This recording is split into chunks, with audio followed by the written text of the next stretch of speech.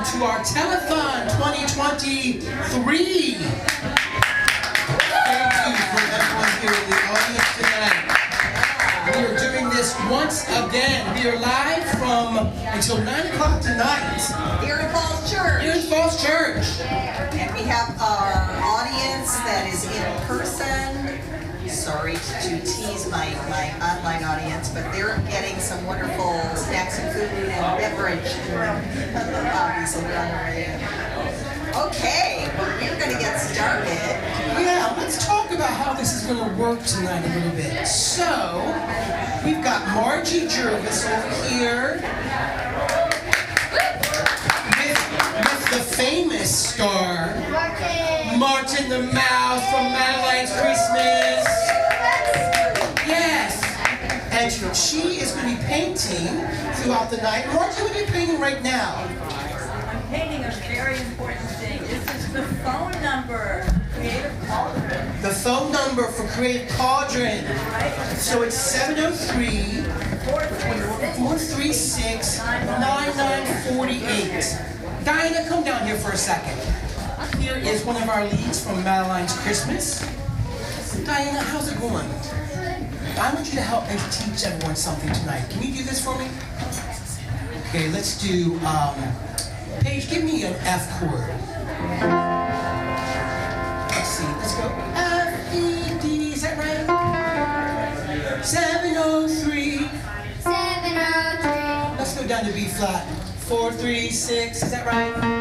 Okay, let's go. 703, 436. 703. 436. 9948. 9948. Great, let's do that together. Every guy, you can follow the number over here. We're just making this up tonight, Laura. Is that okay? That's absolutely okay. We hear that number a lot of times, so it's fun to have at least a way to sing it. Here's the number. You got this page? Here we go. 703-436-9948. Hey, that's the number you got to call. Okay, we're gonna take that on the road. All right, so that's the number. Matt, should we tell everybody how this got started and what? Or is that later in the program? No, take it away. Well, you know, this is the 4th time we've done this annual Telethon fundraiser. Some of you may remember the 2020 fundraiser when we were in dire straits in the pandemic and under the heading, "Don't let the lights go out," because that's what we thought could easily happen to us.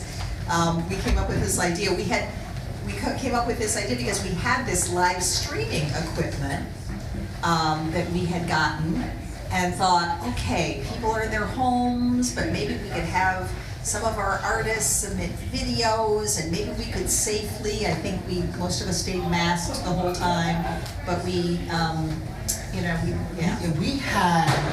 We had talent from years gone by in the most recent season, and people sending testimonials, and everyone out there watched all these videos that we made that plugged in all these thank yous and performances that people filmed at home. Yeah. So it was really, really and as you see, the lights stayed on. The lights stayed on, Yeah. And so we decided to do it the next year, which really wasn't that much better in the pandemic, but a little bit better. And then just kind of, we said, like, why don't we do this as a little annual kickoff fundraiser, because it gives us a chance to kind of showcase the breadth of what we do at Creative Cauldron, because we're pretty proud of that. It's a very different kind of programming than Yes, like I say sometimes in meetings, our theater is an everything bagel. It has everything on it. So, and tonight we're going to walk through everything. We've got all of our programming included tonight in the next 3 hours, so we will get to all of that. I'd like to introduce Paige Rammelkamp on the keys. Paige was our MD for Ichabod and for our most recent Find Your Light, and she will be working with us on working. Working the Musical, based Working on the Musical. based on the book by Studs Terkel. Yep. And in the back here on the lights and our sound, we've got Mr. Nicholas Goodman. On the live stream, we've got Carrie Hall. No relation. Yes, What's that? no relation. Yes. No relation. Yeah. And like I said, over here we got the genius Miss Margie Jervis on the brushes. Playing the brushes. And we're going to meet a bunch of our elves that are in the office right now, but we also have an elf really up north. Oh, that's right. We have an elf Up north. Up north. In cooler temperatures. That's right. Maybe it's snowing there. That's right. So hi to Hello, Ellen Selby. Ellen Selby, our camera marketer, who is now officially a Canadian citizen. And yeah, she is no longer working with us, but we have a wonderful new marketing director. But she agreed to be our live chat monitor because she's been a veteran for the last 3 years of this. So she's going to be monitoring the chat and taking donations online and Reporting to us. That's right. Thanks, Ellen. So one of the things that we wanted to talk about tonight is, how's your seat? How's your seat tonight? How's your seat? So Laura's seat doesn't have any arms. That's on purpose, though. But My seat is a Lego seat. Has that happened to any of you when you were sitting at a Creative Cauldron show? It happens a lot. We hear it in the shows, like the arms come up. We've tried to Gorilla Glue them. We've tried to do everything. They were very inexpensive, actually office chairs. When we first got in this theater in 2009, by the skin of our teeth, we were opening a new theater in the height of the recession. I still remember taking out or signing a $50,000 promissory note for our HVAC system. Ouch! Scary, but anyway, we made it. Yes, and we talked about maybe all of us chipping in and really furnishing our new theater with some new seats. Yep, that's what tonight's about. So, if someone wants to donate for a new seat, how much is the new seat? New seat is about $200. We'll cover shipping and all the other things. $200. So tonight, we are going to ask in 200 increments to raise our, how many seats are in the new theater? It should be about 110. Yeah. We'll see when the final drawings are done with the architects, but it's going to be a little bit bigger, but not huge. This is 92 seats right now, but we have 2 seats that are being taken up for the live streaming equipment, so it's kind of like 88. So Diana, what is that, 20,000? 22,000 chairs. That's 22,000 chairs? No. $22,000. That's $22,000? Well, no, actually, it's a little bit different than that. What we do is it's 20,000 kind of, divided by 110, so it's not quite 200. Okay. But that gets us to 20,000 gets us covered. Okay, so throughout the night, we'll be sort of leading us all through increments of $200. Yeah, that's Okay. the easiest way to do it. Okay, great. Well, Otherwise, I'd have to add, percents and things like that. when should we have the chair reveal? Ooh, I don't know. Maybe when we get to a certain level. Goal? Yeah, a certain goal. and then Oh, like reveal what's it. behind curtain number 2? There you go. Okay, great. And we've got a few prizes that we're going to give away tonight if you are up on your Creative Cauldron trivia. So go ahead and open your phones and just start Googling things now. Yeah, we figured there should be an extra reward for those of you that joined us live, so with a little special treat. Great. So let's introduce some of our cast members from Pinocchio. Pinocchio, the adventures of Pinocchio, Las Aventuras de Pinocchio. Yes, come on down, friends.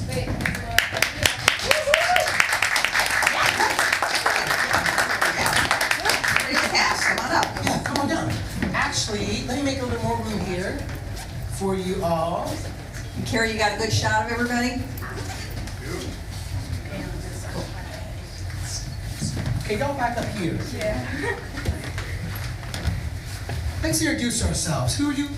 I'm Ella, Ella, Diana, Diana, Phoebe. BB. Alec. Alec. Aida. Aida. Sarah. Syra. Sarah. Sarah. Andrea. Andrea.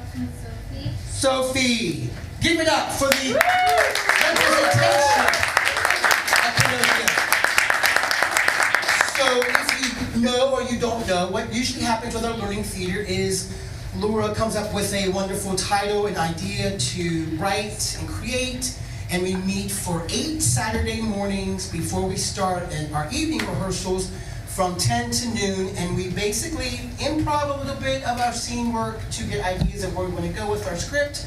And then me and Mr. Stephen Gregory Smith put together some songs, and this is the finale song from Pinocchio that I thought would be a great, it sounds like an ending, but because we have a new journey ahead of us with our new theater, it also is going to be a new beginning, because this song is kind of about growing up and becoming who you are meant to be.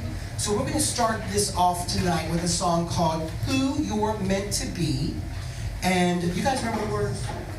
I remember the word. Okay, great. Well, why don't I get in front of you? And this is going to be with one of our tracks that's made by the amazing Warren Freeman, who's probably not watching in New York City, but hi, Warren. Hi. Anyways, are we ready to go? Sure. And are you gonna try to pick him up on the mic too, or just? No. No, okay. I'm just going to conduct like I'm Lawrence Welk.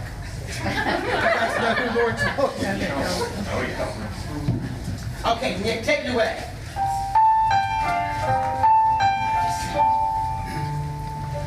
Like the seedling in the springtime turns to sapling in the fall.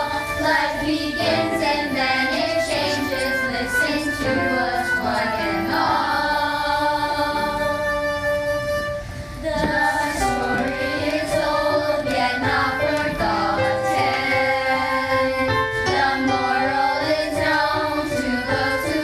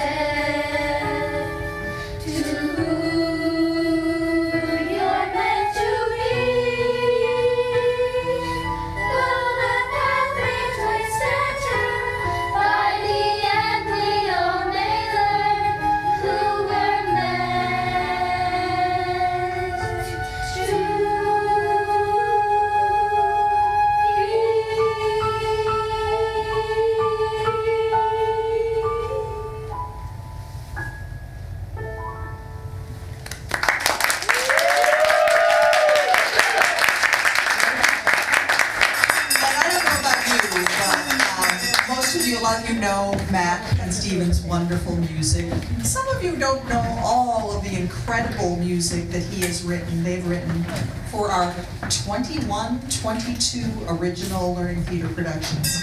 And there's always, I hear that song and it brings tears to my eyes when the kids sing that.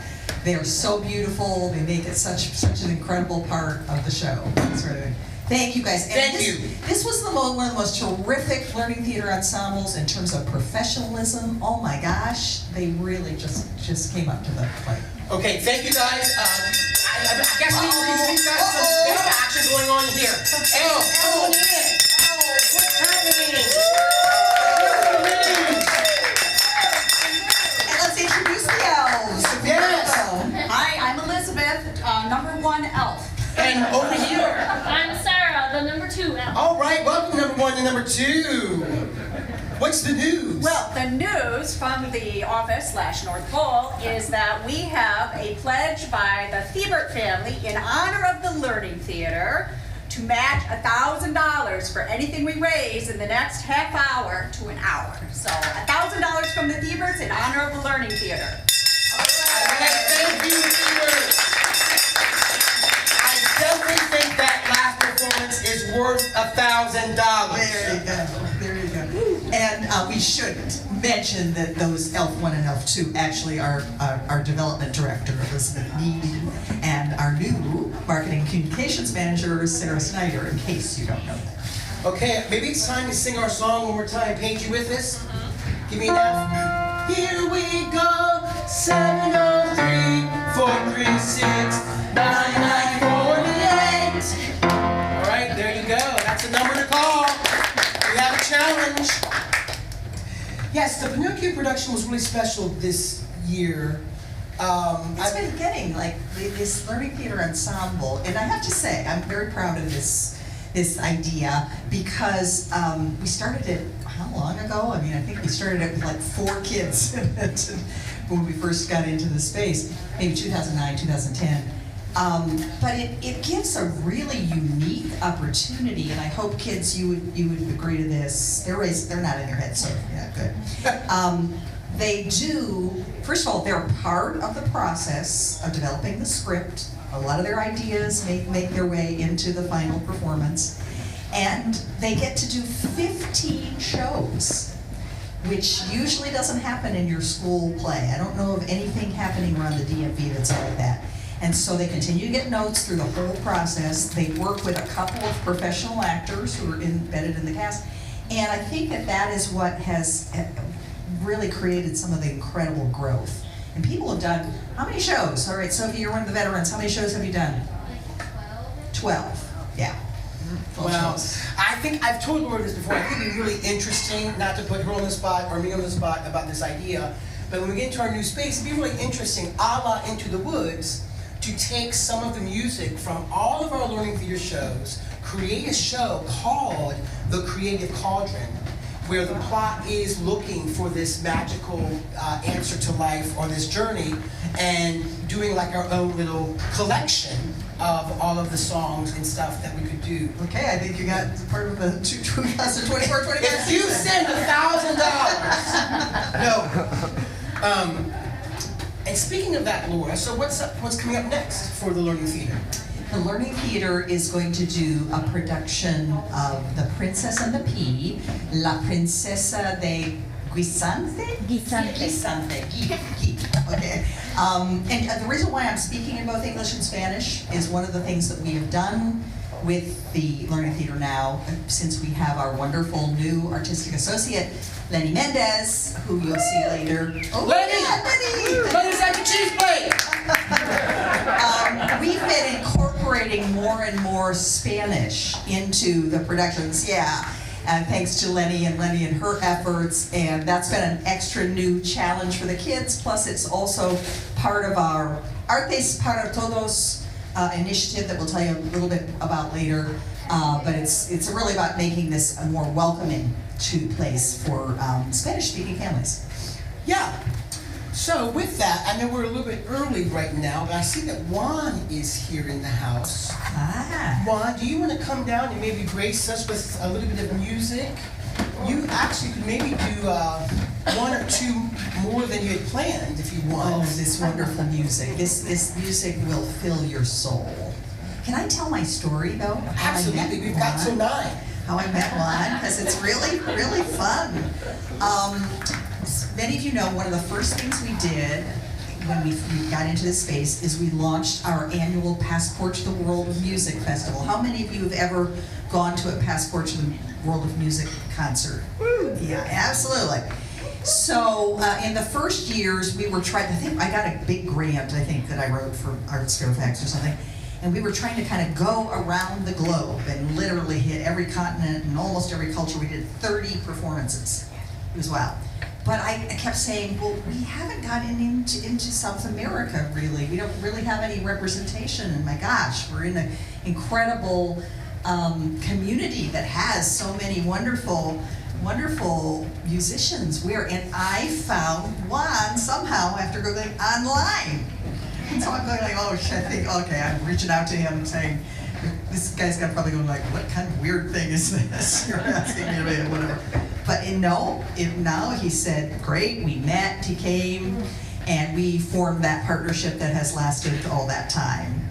And we also had part of it was a World of Stories where we created touring projects using large-scale puppetry that Margie made, and Juan underscored these tales from Peru with his wonderful instruments. And so I just had to tell you that.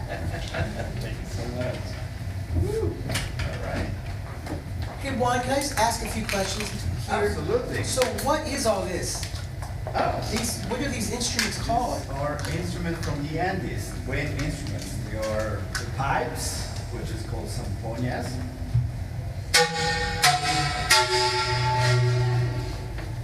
And canas, which is a type of flute.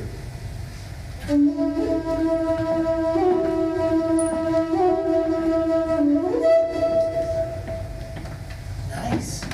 Do you teach these instruments? I actually do as well. Yeah. Wow. And if I remember correctly, you learned how to play these instruments from the elders in Cusco, right? Correct. That is correct. That was a long time. I'm not gonna say how many years. Well, there you go. Okay, take it away. Take it away. All right.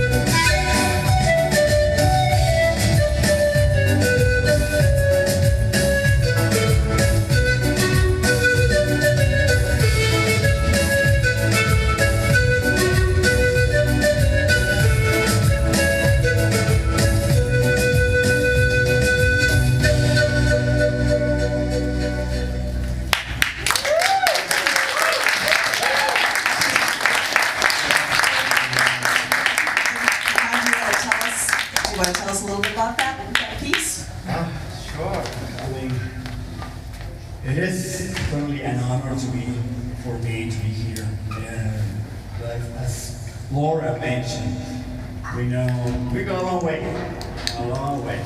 We know each other for a long time, and Laura has been always made us feel at home here.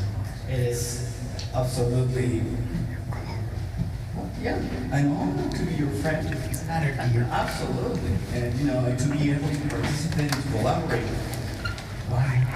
Because as a community, we look forward to these events. Why? Because as a community, we need to give and also feel like a family. And to be here surrounded by people from all different backgrounds is just amazing. If that doesn't make America great, I don't know what it does.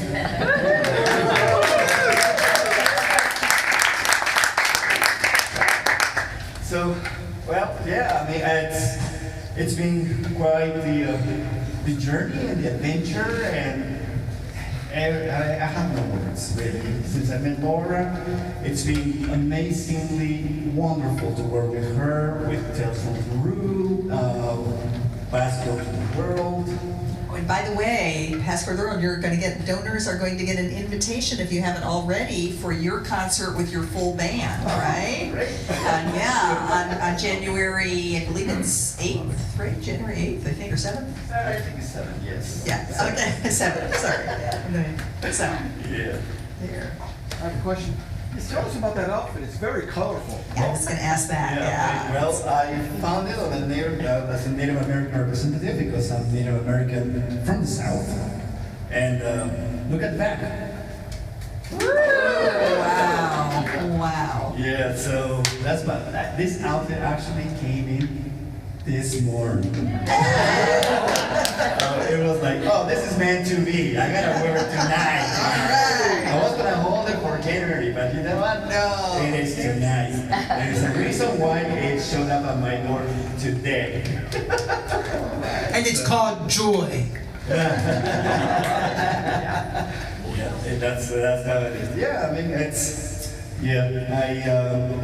I cannot thank you enough for having me here, and of course I want to let you know that my band members also says hi to you, and they wish they could be here, but some of the members of my band, they also played with other projects, and they couldn't make it. They wish they could have, but I'm here to represent Ryan as well. Looking forward to having it. Thank you. For anyone who doesn't quite know what Tales of Peru is, that is what? Tales of Peru is...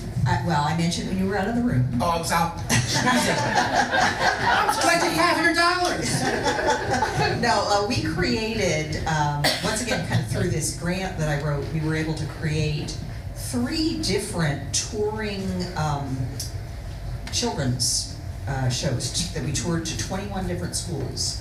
One of them was Tales from West Africa, which we partnered with the Ghanaian storyteller Kofi Dennis, and the other was Tales from the Pacific Islands, and we partnered with a Polynesian dance troupe, Vivian Takafuji, and so we did that, but everybody, for whatever reason, the other 2 didn't, we couldn't keep one. I think Vivian moved out of town, the area, and Kofi's he works for the Library of Congress and all kinds of things. But one, we kept that association going. We kept, and basically it was these tales of the condor, 2 different tales of the condor, and Margie created these amazing condor wings and puppets. The favorite one is the one that has all the birds in it.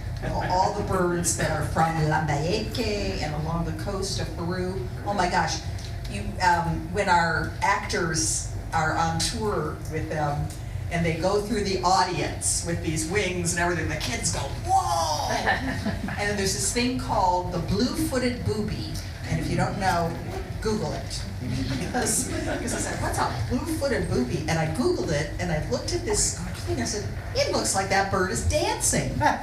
And so we decided to make that part of the show. So this little puppet, that's a smaller puppet, kind of kind of is doing dancing to Juan's music during the show.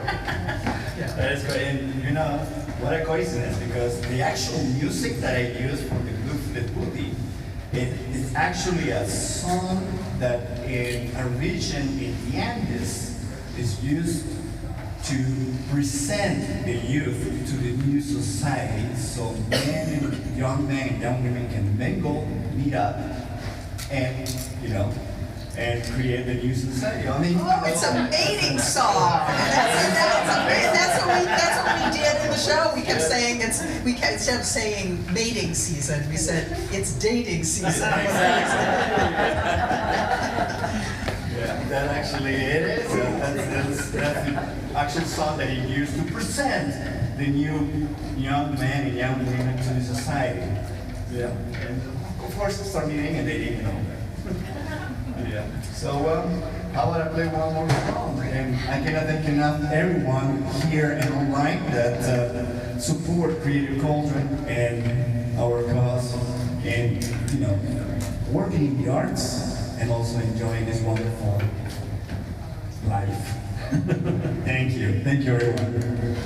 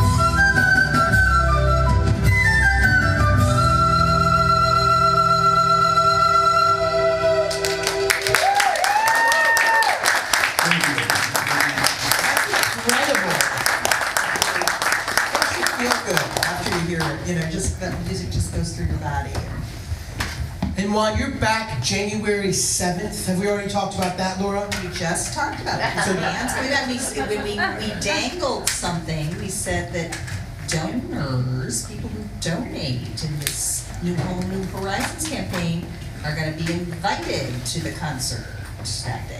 Oh, nice. So, So should we bring down, yes, you have a question? I was just wondering how like the instrument works, because normally you have to put the microphone at the bottom of the instrument, the air from like that goes. very good question. That's right. This is turning into the Phil Donahue show. I'm gonna now get up and be like, so what do you? Okay, go ahead. Oh, go ahead. All right, so yeah, some of the instruments, you're right, some of them, they're mic'd on the bottom, but this one, when I do my sound, when I blow into, for some reason, the very good part of the sound of the instrument comes out from here.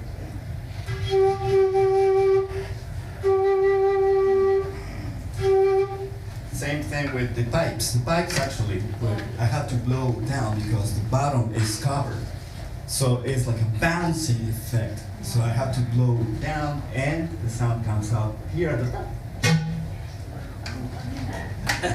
And how many pipes are there? Well, it depends on what you want to play.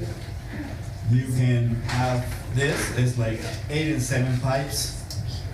So that means it's 8 plus 7. 8 plus 7, 8 plus 7. How much is it? 15? I hope so. So yeah, and the notes go up and down.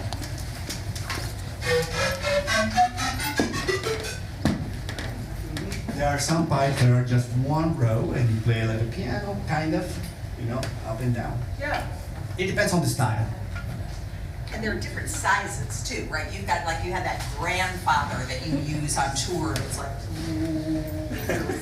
Yeah, actually I have two. One that I usually bring for the touring, which is about this J high. And there's another one that is actually taller than me, that I have to turn it sideways so I can actually play it because it's way too long. Yeah, those are really deep sounds. Whenever you have a chance to see this from Peru, or a Raimi concert, I'll be using them. thanks, Juan, so much. Oh, here come the elves. A new report. Elf 1, Elf 2. Okay. Well, I'm excited to tell you, we didn't have to go all the way to 7 to get the match, because we got the match at 6:45, and so yay! So thanks to the Thieberts matched at $1,000, we are now at 2,130, and I just wanted to give a shout out to some special people, including Steve Selby and Sarah Flanagan. Yes, thank you, who specifically wanted to say thank you in honor of Ellen Selby for all of the wonderful work she did on the Learning Theater here at Creative Yeah, Cauldron. she was such a big part of the Learning Theater too, and other things, yeah. She was our wonderful writer from the scripts, yeah. So they said they called in for her, and then I just also wanted to shout out two amazing people here in the audience who gave very generously. We have Andrea Robles Simmons. Where are you? I saw you earlier. Yay!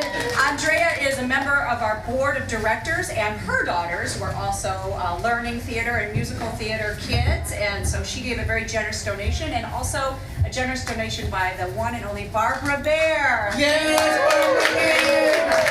So we are over 2,000. Now we have a new match offer Okay, and for the next hour? for the next, Whatever. Come on, guys, come on, let's go. You did less than an hour last time, so let's see what we can do again. And this is for the Artes para Todos program, and this is by Dick and Marty Meserve, who have pledged $1,000 match in honor of, it can be for anything, but in honor of Artes para Todos. Okay, thank you, elves. So, Margie, can you show us our new little towel?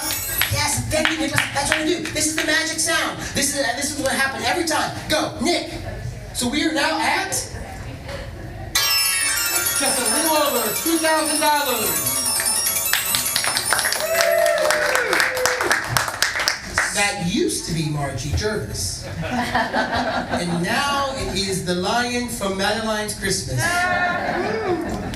Aren't those masks incredible? What Archie does. So should we bring Juan and Lenny down for a little talk about this? Yes, let's Okay. tell them what Artes para Todos is. Absolutely. Come on down. You're the next.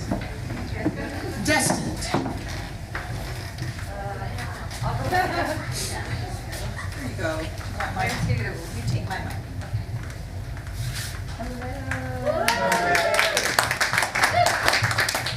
Hola, buenas noches a todos. Hello everyone, good night. Thanks for joining us live or from home. Hola. And I am Lenny Mendez, me llamo Lenny Mendez, and I'm the artistic associate here. Do you want to tell them about Artes para Todos? What it is? Yes. Artes para Todos. It is a program that mainly works with kids. So what I do with Laura helps, and also other artists we've invited. We go to schools, we go to programs, mainly focused where kids and Spanish is their first language at home.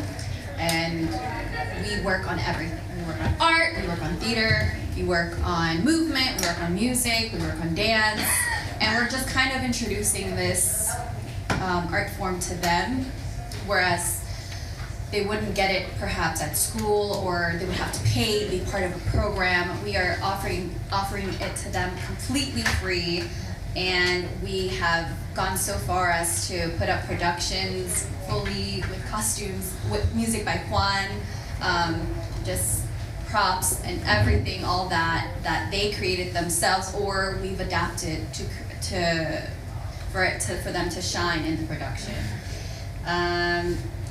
So this is our second year into Artes para Todos, and I have big plans. The theme this year is Celebraciones, and I wanna focus like these new stories on celebrations, and more information on that coming up. I do have a collab with Juan. Juan, his band, he played for the first production that we had at West Lawn Elementary School, and this year we're hoping he can get more musicians, that is my Spanish word, músicos, and we can put it in even bigger production. So you guys are collaborating on a new idea. So sort of like Tales from Peru, you will be doing sort of a book, and then the music will come from one, how to sort of support that? Yeah. We want to focus on like new tales from South America, around the theme Celebraciones, and we're kind of crafting that script, so it'll be a new script. Last year it was Tales of the Andes, which is the Andes, Bolivian, Peruvian, Colombia. This year we want to do Central America, because we find a lot of our students are from El Salvador, Honduras, Guatemala, but we will also like to venture into Latin America. Yeah. So is this for a performance at just one school? And can the public go and see this? Or is it just for the school? I want to say it's for the school, because I think because it is Fairfax County Public Schools, there's just so many layers we have to go through. But with my kids, with Second Story, which is an awesome organization, they used to be called Alternative House, we are planning our own thing, and maybe that could be open to the public. We have more information on that later, next year, which is in like 2 weeks. Yeah, I'm just talking to the audience. Just saying, hey, you wanna, but you can't go. Yeah. Okay, it's a free program, so who pays for it? Is it Laura's fingers that has to go? Yeah, who pays for A it? little bit of that, a little bit of grant writing, but really also donations, people. And you can earmark a donation for the Artes para Todos program. We had a brand new donor a couple months ago who gave us $2,500 because they heard about the program, they heard what we were doing. We actually have another wonderful $10,000 donor who's supported the program, and that allowed us to provide. We brought these kids into our regular camp programs here. We were able to give them. We gave $27,000 worth of scholarships last year for this program.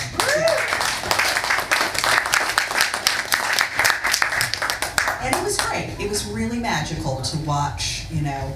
You said kids from, one said, you know, people from all over come together. People from very different households of very different income levels, but there were no real barriers when it comes to storytelling, and that's the real transformative power of art, and that's why we want to do this. Absolutely, absolutely. So, yeah, just thank you if you guys have donated. Thank you for your donations. They do make a difference. Coming from me, I know I would have loved this program when I was little. So I just hope to give back and just nurture that and grow it, you know. Maybe like they could be working here one day. I don't know.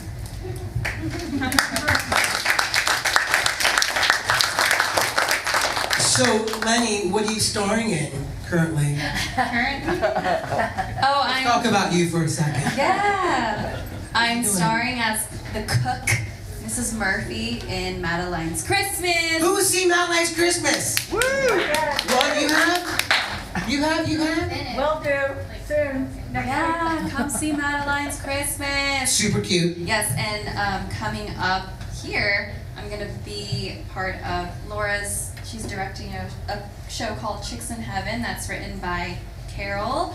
Yes, Carol's putting that together. Excited to be part of that, and more information in my upcoming future projects. Follow me on Facebook or Instagram so I can tell you all about my projects, and just reach out. I'll be here all night if you guys want to talk.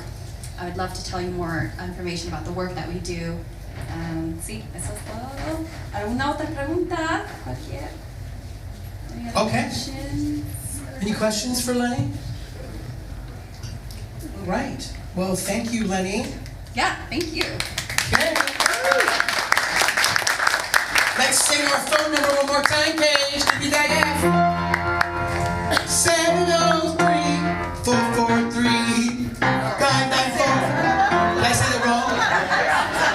What did I say? You said 443, it's 446. Sorry, give me that F again. 703-436-9948. All right. That's the number we gotta call tonight. Thank you, Brian, from Madeline's Christmas. So we've got a few extra moments here right now, so let's just have a little Q&A with Miss Laura Connors Hall. Okay. This was not planned. So, she is really on the cusp of, you know, basically entering a very huge milestone, a historical moment for her here in Falls Church as a person, a leader, a woman, and to really, really build something in the community. I mean, I guess she makes it look kind of easy. She is one of the hardest working people I know. And for her, are you going to interrupt my speech? Okay. No. Okay. I can, if you want, it's good news. Okay. We like a to be continued. Okay. Yes. Okay, folks, that was a record time of matching. Wow! Thank you. Actually, I need to put this down for a sec. I just do want to give the shout out. Oh, we got Sarah. Gina says the number. Thank you. So, thank you to all of you who gave so generously. We did get the match, and I just want to shout out to Nicole Johnston and David Ortiz, and Lynn Joslin, and Anna Ortiz, and Mark White. I saw Mark, he was just there. Mark, there you are. And Heather O'Halloran is here, thank you. And one more, Maureen Budetti. And Maureen, I want to just say this is an option. Maureen said, can she do a pledge and send a check? And I said, oh yes, because I know where you live. So, I'm coming by at 9:30. yes, exactly. Lights on. Exactly. And so what she's doing though is taking the money from her RMD. So some people, if you want to call your financial advisor and say that's what I want to do, yes, we will accept your pledge if you want to send a check later. So thank you to all of you. So we are now at $4,780. And thank you to Dick and Marty Reserve for that match. match in honor of Artes para Todos. Thank you. Oh, I've got another one ready to go. Go. I've got We're only here another till 9. one. It feels like 8:30 already. I have another match ready to go, and this is, and it's for the next segment, really. Are you going to be talking about musical theater, and what are you talking about next? We're talking with Ken Avis and Severn. So yes, musical theater and Okay. music. Well, music and musical theater, and this is has been very wonderful for this family. The Manicones have pledged in honor of the musical theater world $1,000 match. So let's go, folks. Call in. Here's the number. And you have to tell a story about the Manicones. You gotta tell a story about Mike Correct. Wait, oh yeah, thank you, Nick. Thank you, Nick. Thank you, Mr. Lyon, Mrs. Lyon. We are now above the 4,000 mark. I haven't gotten that rhythm yet. Well, we don't have. I made this up for no reason, so here we go. We're off. So gotta tell the story about Sophia Manicone if you don't know that story. Sophia Manicone was 10 years old, made her professional debut at Creative Cauldron, went on to be included in bold new works that were written by Stephen and Matt. Got a chance to perform with the longest running Evita on Broadway, Flo Lacey, who was in a production called Kaleidoscope. And Sophia went on to do work all around the DMV and whatever, and by the time, before she graduated from high school, she was cast in the Tony Award-winning production of Parade. So that's the story. Something happened. All of those bold new work CDs just went up. I'm selling them on eBay. Well, Lou, let's take it back to you for a second. I just want to go back to, this is a very special moment for Creative Cauldron, and I know it feels like we're raising money, and it feels like this and that. It really is such a beautiful, I say this all the time, people are probably sick of it. I changed my jacket so it doesn't look like it's the same speech. But every civilization that you watch on television being uncovered by archaeologists or whatever, we always want to know their politics, their arts, and what they believed in. And that is something that is made in stone, it's made in wood, it's made with natural, earthly things. And you are putting together, brick and mortar, something that is just a testament to you. And I would like to thank you, and I want people to know and understand that, because it's not just about another theater. Creative Cauldron is truly, if people don't know, I know that only certain people follow certain programming, but when you really do look at their website and their programming, there really is something for everyone. So can anyone, maybe the board should not play this game, Marty. Can anyone name the first artistic home for Creative Cauldron? That's 21 That's kind of years ago. 21 years ago. How we started. How we started. next door? Yes. Well, I know it was an outdoor park, but I don't know the name of the park. Okay. I was gonna guess either Cherry Hill Park or Community Center. No. I know Gina knows. Was it outdoor park? Yes. Cherry Hill. No. No. It was, should we tell them? Sure. We'll just start there. It was Mason District. Oh, okay. And we would do our first summer camps there, and we combined sort of theater with environmental focus. So our themes were always, like whatever about birds, or I remember one of them was Born to Be Wild, which was about learning how we are actually really living in animal habitats, right? Whatever. And we were in this park that has 34 acres of managed conservation. And so we always started the day with this circle called the Cauldron, which we still do, where everybody comes together and cheers. And I turned around and I just noticed slithering down the audience benches was this very, very long black snake. And I thought to myself, oh my gosh, what am I going to do with these kids?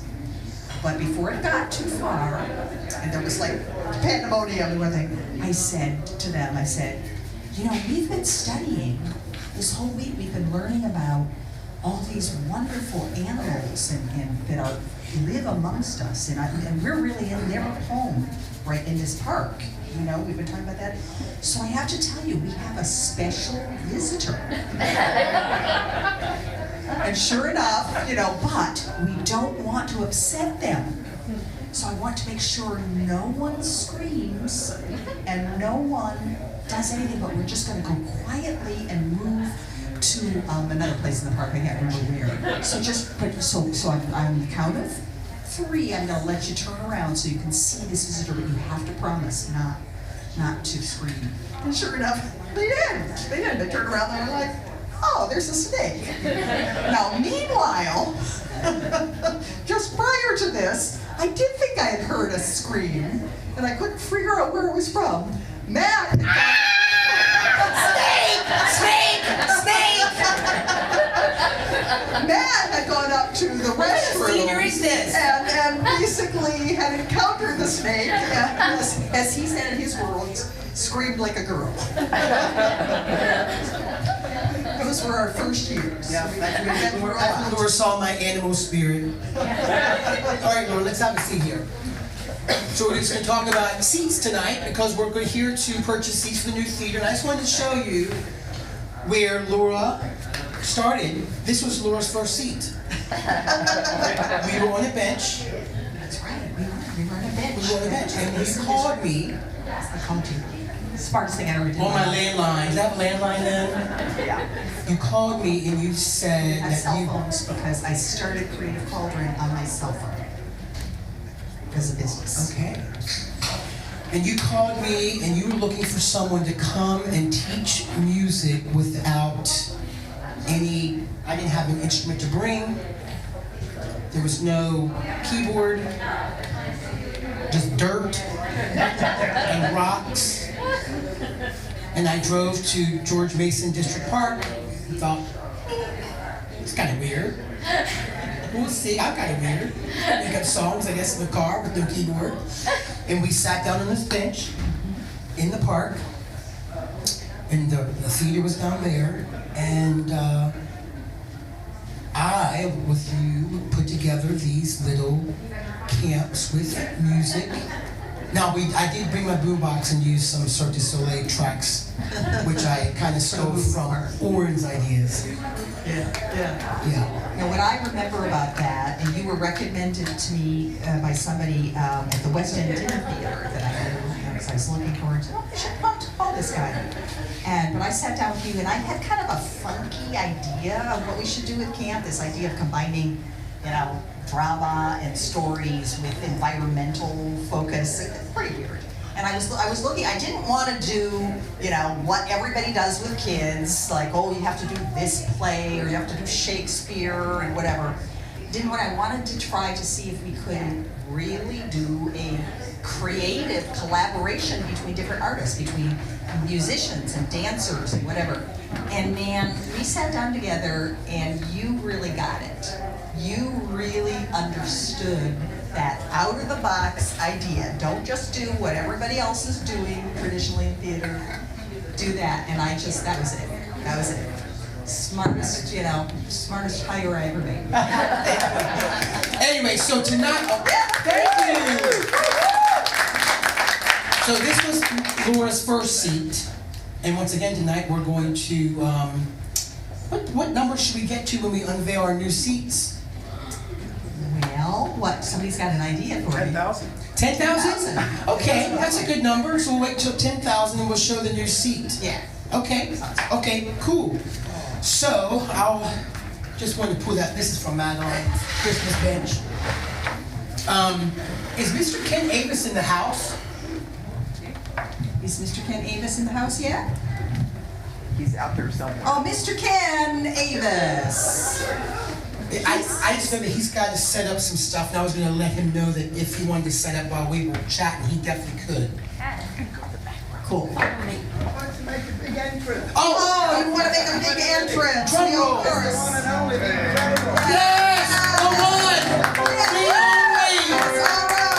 All right. Ken Davis!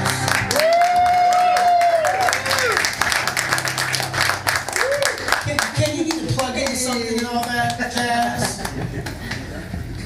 Yeah, that'd be nice if there's that possibility. Absolutely. Nick, you want to come help us out? Sure. Just mosey on out.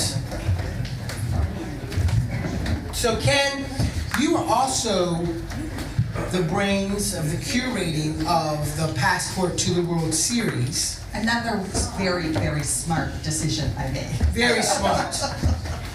So let me just talk about this for a second. I've got your lineup here, so I'm just going to read it off if that's okay. That's excellent, because I can't So remember January it, so- 6th, we have the Kennedys, which is always sold out. So if you Always sells out. yeah, so they're a popular group. Pete and Laura Kennedy, legendary musicians from the DC area, used to tour with Nancy Griffith. He's played with Les Paul and everybody. They live in New York now, but they've been coming up and down to the Creative Cauldron and loving it for the past few years. So we extended the series just to fit them in because they were on the way to Florida for the cold months. They don't like to be in New York those months, so we've extended the series. Nice. Yeah. So then on January 7th, we have Raimi, Right. who was just here he'll bring his whole band. He was looking very colourful as well. Yes. You did say dress festive, and you Dress- certainly did. yes. This is the best I can do. You know, I'm English. What do you expect? She's in tweeds. But there's 2 shows on the 7th. There's an evening show too, right? Yes, and the evening show is Ken and Brad Kalodner. Kalodner. Yes, Old-time yes. So Ken and Brad, father and son duo, and 2 of the finest musicians in the old-time folk tradition. They have a radio show on bluegrass hill country. Ken is the foremost hammered dulcimer player of all things. Possibly in the world, definitely in America, and Ken, his son, is a great banjo player and fiddler. I'm handing things over. We can multitask here, it's great. And they're here with their quartet, so it's a fabulous show. And in fact, Ken wrote to me and said, it's a few years since we've done the Passport. We'd like to do it again. And Lynn said, let's cancel Verano. We won't play because I want the Kalodners to play again because she likes it that much. So. And I said, no, you still have to play. January 12th, which is 2 days after my birthday, does anyone wants to write that down? Don't buy anything too expensive. Tribute to Chuck Berry. Oh, yeah, special one. Kenny Pirot, the younger brother of Anthony Pirot, another legendary guitar player. John Previty, bass player with the Danny Gatton Band for 20 years, is part of that. And this incredible piano player called Daryl Davis, who is famous for 2 things. One, he's the king of rock and roll piano. He played with Chuck Berry many times. He played with Little Richard, who is a piano player himself, but they had the dueling pianos. All of the rock and roll players he was with. But also, there's a Netflix documentary that some of you may have seen. He's an African-American guy, but he befriended leaders of the Ku Klux Klan and persuaded them to give up their robes and to give up their positions in the Klan. So there's a whole documentary about him, Daryl Davis, and TED Talks and things as well. Very interesting guy. January 13th, New Meyer Flyer, tribute to the Everly Brothers. Yeah, now get your tickets fast for this one. New Meyer What is Flyer. this series? That's incredible. Well, New Meyer Flyer do a series of shows using the best musicians of the DC area at places like the Kennedy Center, Strathmore, the Hamilton, a lot of the big venues, even the Wolf Trap they've done these shows at. And I said, could you do one of the shows here? And he's going, 84 people, it's hard, we have 32 musicians on stage. I said, yeah, we can't do that. So he's come up with a brand new show about the Everly Brothers, one of the foremost singing duo groups of the 20th century, really. It had so many hits. And we're going to have about 6 great musicians on stage, including Jess Elliott Mayer of the Bumper Jacksons and many others. So that's going to be, all of his shows sell out. So it's another one, get the tickets fast for the Everly Brothers. January 14th, 2 o'clock matinee with the Shenandoah Run. Yeah, Shenandoah Run was one of the first groups I think we ever had here. It's a what do they call it? 60s folk with a twist or a kick or something. They sing all of those, you know, those songs from the 60s and 70s and everything that all the protest songs and the folk songs and everything. And it's pretty infectious for those of us of a certain age. And you sit there and you kind of go, oh yeah, I remember this, just like it was yesterday. Should I continue? Well, by the way, just to let you know, I now feel much more confident having a guitar to hide behind. It always makes me feel better. Hopefully it'll even work. We never know. January 14th, the evening show is Alison Crockett, The Other Side of Nat King Cole. Yeah, we did a Nat King Cole show in the Summer Cabaret series, which did very, very well. And Alison, an incredible soul and jazz vocalist from Maryland, she was on the Jules Holland BBC program. She toured in Japan and over most of Europe. She's done funk, new soul, all of these musics. And she lifted the roof off this place when she did her album release concert here last summer. So she did the Kennedy Center with this Nat King Cole show a couple of years ago, and I said, we'd love to bring Nat King Cole back to the Cauldron again, because people really liked Nat King Cole, especially Barbara Bear, who told everybody about the Nat King Cole show. And so this will be a different angle on it from the previous artist, Don Dillingham. Should I continue? You may. Keep going. I got something to say on all of them. January 19th, Nate. Is it Nate? Nate and Daniela? And Daniela Soledade. Daniela Soledade is a Brazilian singer. They're based in Florida, and she's like one of the new stars of Brazilian song. Her father was one of the great songwriters who used to write with Antonio Carlos Jobim in Brazil. And Nate Najar is a guitar player who studied under Charlie Bird, and he actually has one of Charlie Bird's guitars. He was mentored by Charlie Bird, and so they do this just beautiful bossa nova show, and they're going to come up all the way from Florida to play the Creative Cauldron. Wow. And that's the beginning of our guitar weekend. It's just that we have a bonus of a fabulous singer as well, but he's an awesome guitar player. I just have a few more. January 20th, Telemasters of the Anacostia Delta. So people say, what is the Anacostia Delta? We know we've got the Anacostia River here, and this wonderful guitar player, Danny Gatton, who lived around here in the 70s, 80s, and 90s, was once asked, we did a movie about Danny Gatton, and we found this old footage, and people said, what is this music you're playing? It's jazz, it's rock, it's soul, it's country, it's gospel. What is it? And his answer to the camera was, there are two deltas. Everybody's heard about the Mississippi Delta. This is the music of the Anacostia Delta. And so the Telemasters was a Telecaster player, a Fender Telecaster, and Dave Chappell, who's leading that show with Anthony Pirro, the brother of young Kenny, who's doing the Chuck Berry show, were two of the disciples of Danny Gatton and Roy Buchanan, and fabulous guitar players, a night of wild guitar, the Anacostia Delta music. January 21st, Guitar Alchemy with Ken Avis and friends. Look at Is this a master class in how to be a star?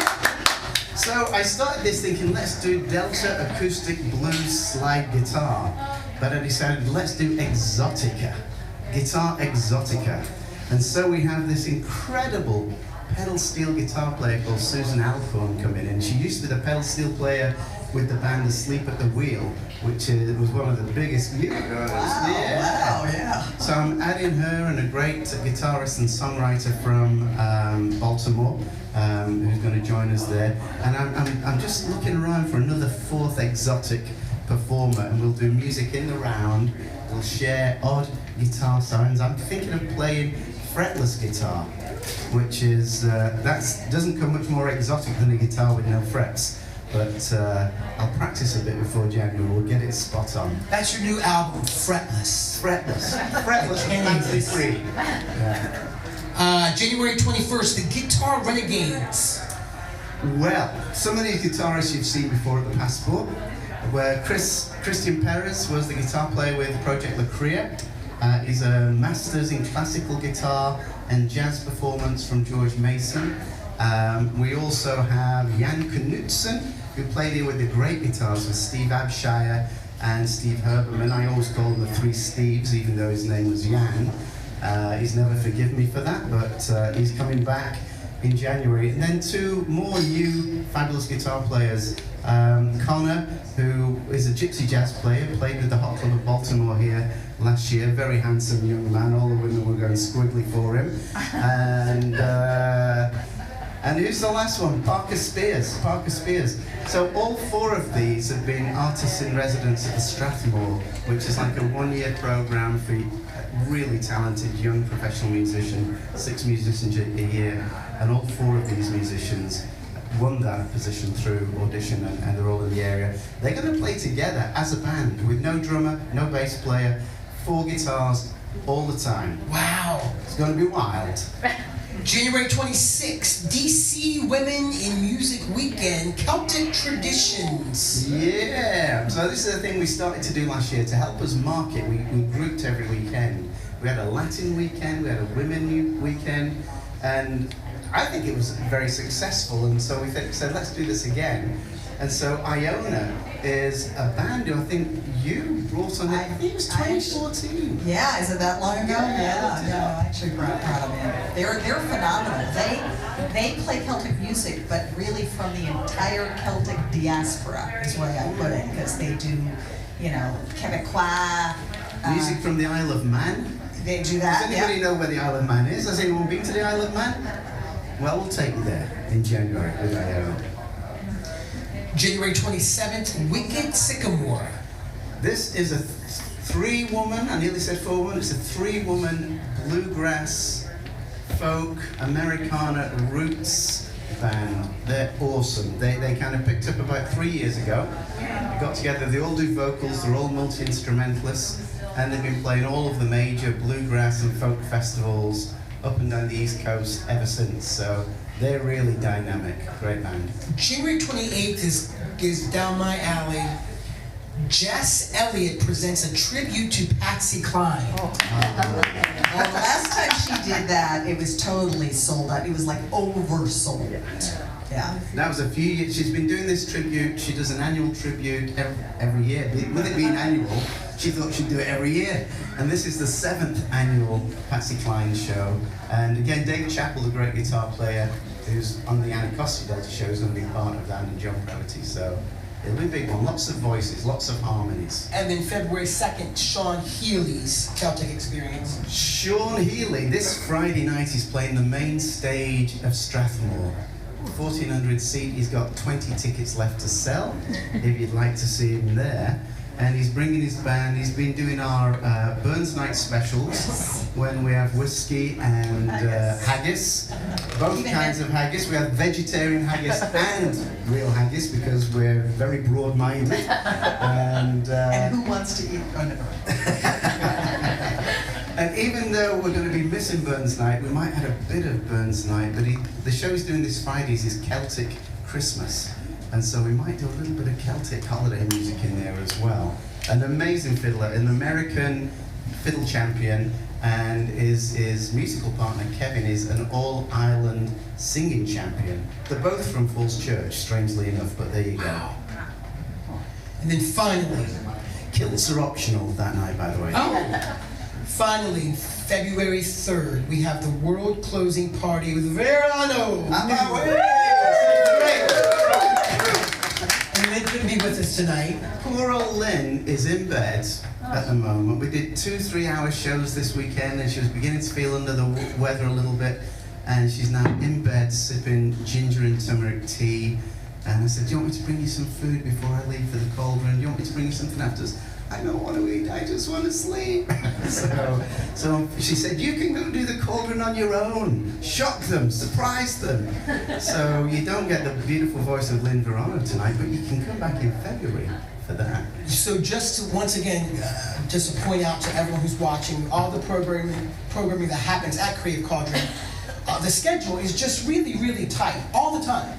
And so I, naively, after being here for a couple of decades, I sent an email about last night and thought, well, surely we can rehearse some of our telethon songs last night. So I very flippantly opened my bag and said, hey guys, is this case open Sunday night so we can get together?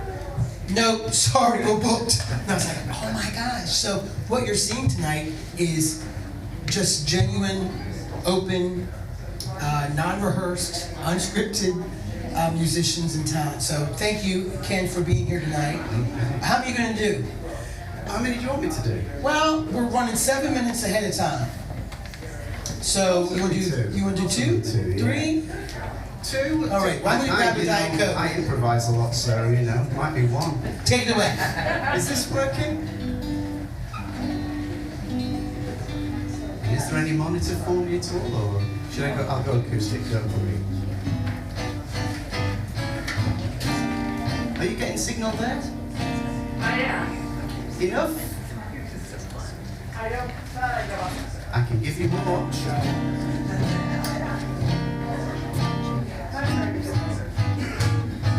I am hearing myself somewhere on the guitar.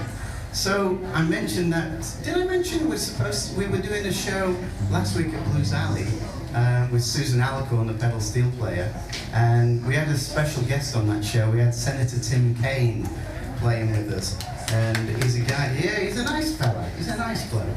And he was singing and playing harmonica, and he loves blues, he loves rock, and he loves Western swing music. And I told him that when I was in my 20s living in London, I was the vocalist in a Western swing band for 5 years.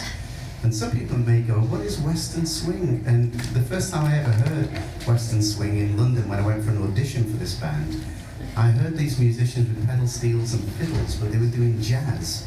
And I said, what if that's like? It's like the Glenn Miller Orchestra just crash landed in Texas and they couldn't get out, and they kind of adopted those instruments. And so this was one of the classics of Western swing. Not at all typical of what we do in Verona, but it's lyrics that I know. This was written in 1946 by Louis Jordan.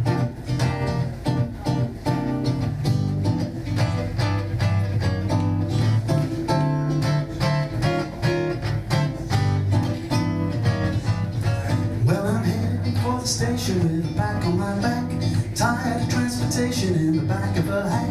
Love to hear the rhythm of the clickety clack, see the train a bowling miles bowling a jack, pal around with democratic fellas named Max. So put me right back on the track, Jack. Choo choo, choo choo choo boogie, woo woo, woo woo choo boogie, choo choo, choo choo choo boogie. Take me right back to the track, Jack.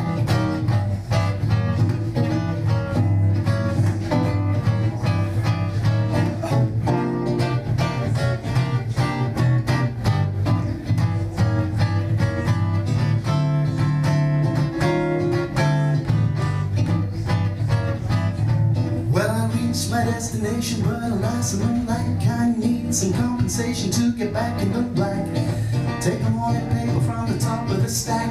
I read the situations from the front to the back. The only job that's open takes a man with an axe, so put it right back in the stack.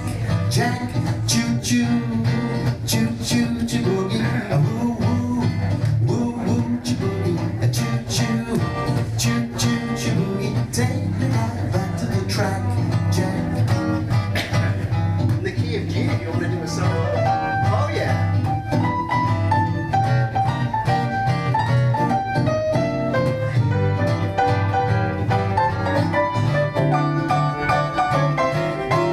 Let go. I'm enjoying it.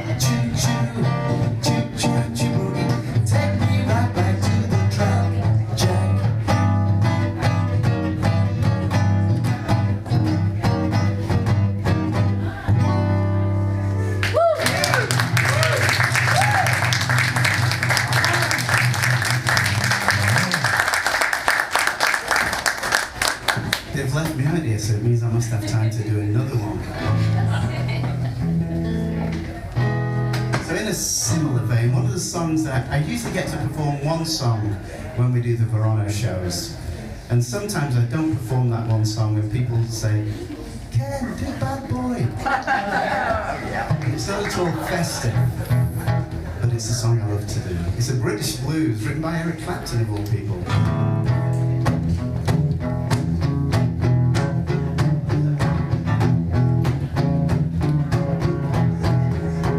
I'm just a bad boy, long, long ways from home. I'm just a bad boy, long, long ways from home.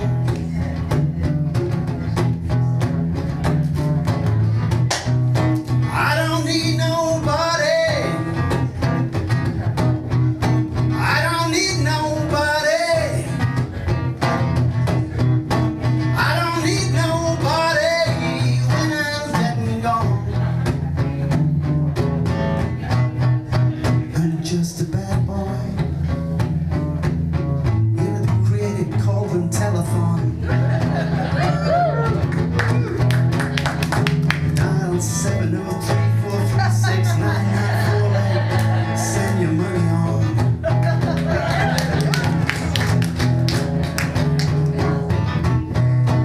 I just need some money for the brand new Cauldron. You know that we all love you, so dig deep and send a little to the telephone.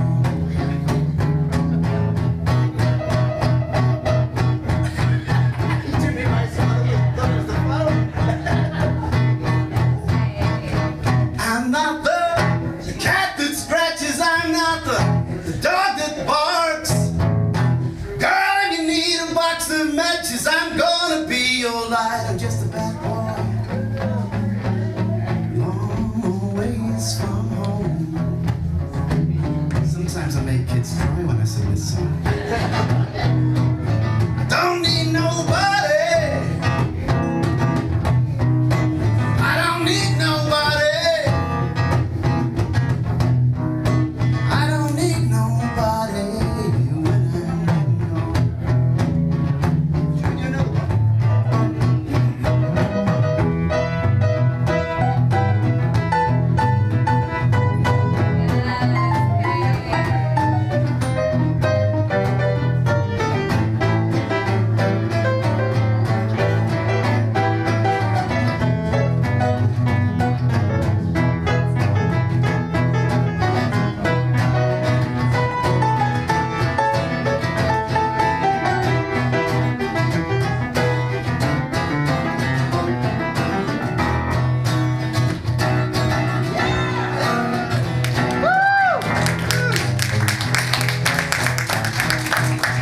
I'm not the cat that scratches, I'm not the dog that barks.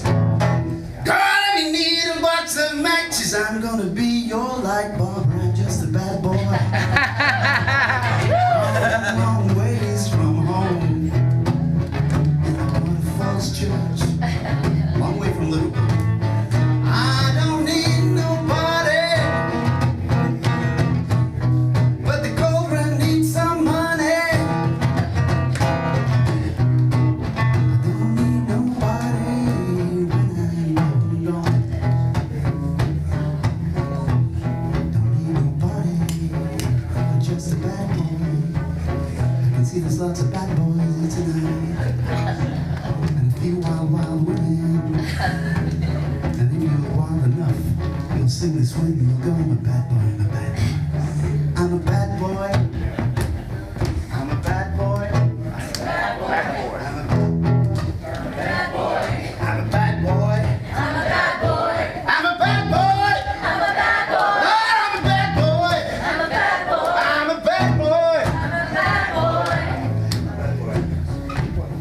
I'm a wild, wild woman. Wild, wild woman. Wild, wild woman. I'm a wild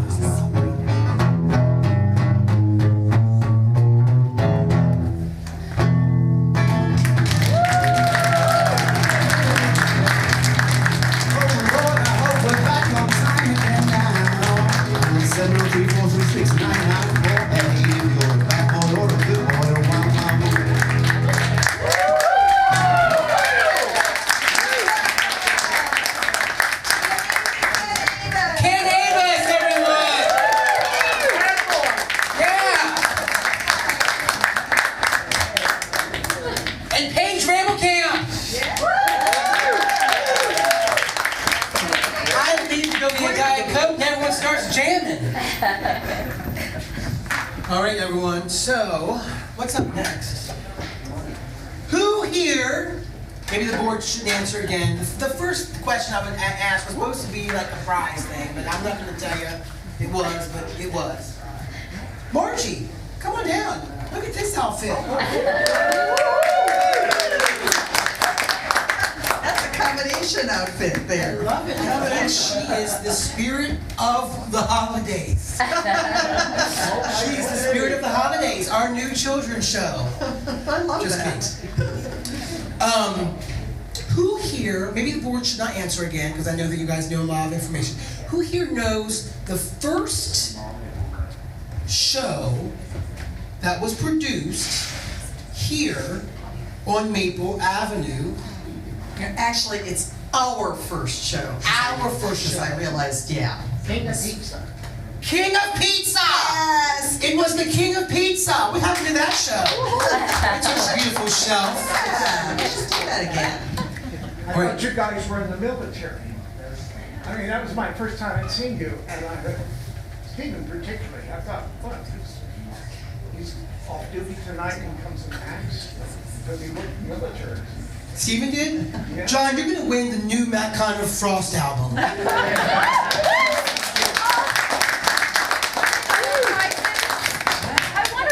I want a Frost CD. Very much from. Meet me in the back.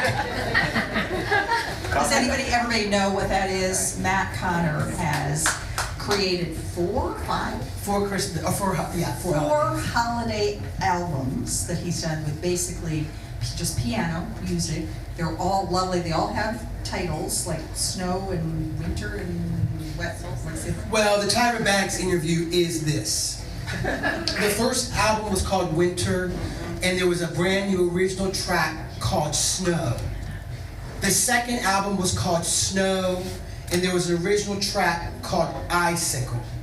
The third album was called Icicle, and the original track was called Frost. The last album is called Frost, and the original track is Winter. So it's kind of like a little cycle for me. I kind of am crazy in my own head of how I create things, and no one needs to know that, but when I die, please say that at the funeral. And you were listening to what were we listening to when we came in? That was Winter. Winter, yeah. I mean, they're really cool. They really, if you are looking for something, alternative to kind of all the other schlocky stuff sometimes that's out there, it's wonderful. So that's what I'm going to play at my Christmas dinner. Oh, fun. Well, speaking of the King of... What's that? Oh, yeah, it's on YouTube, Spotify, blah, blah, blah, blah. So how many are there, Matt? I'm so confused. There's only 4 albums. Okay. But they all feed into one another because I have original compositions on all of them that I titled the next album. Okay, well, why did I think I had 5 then? Well, you probably had Nocturne or another album. Baby Connor, all the lullabies I wrote. I used to write original lullabies. Oh my gosh, the elves are going to visit us again. The elves are here. Okay, come on out.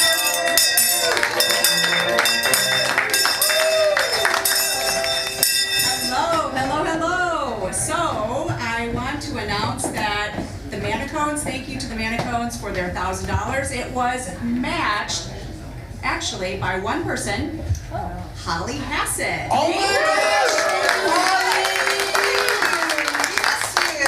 Thank you, Holly. But that leads us into the next pledge for someone to match $1,000, and that is the one and only Laura Connors Hall. Laura Connors Hall! I figured I should put some skin in the game. Put some skin in the game, baby. So, what do you think, Laura? You're gonna give that $1,000 if you could raise $1,000. And how long? How long do you want? 5 minutes. No. Right now. Right now. $1,000 right now. Can I do Take a that? spin You now. can do that. Then I gotta go back and find another person who's gonna do another match. So, I'm gonna match it 5 times.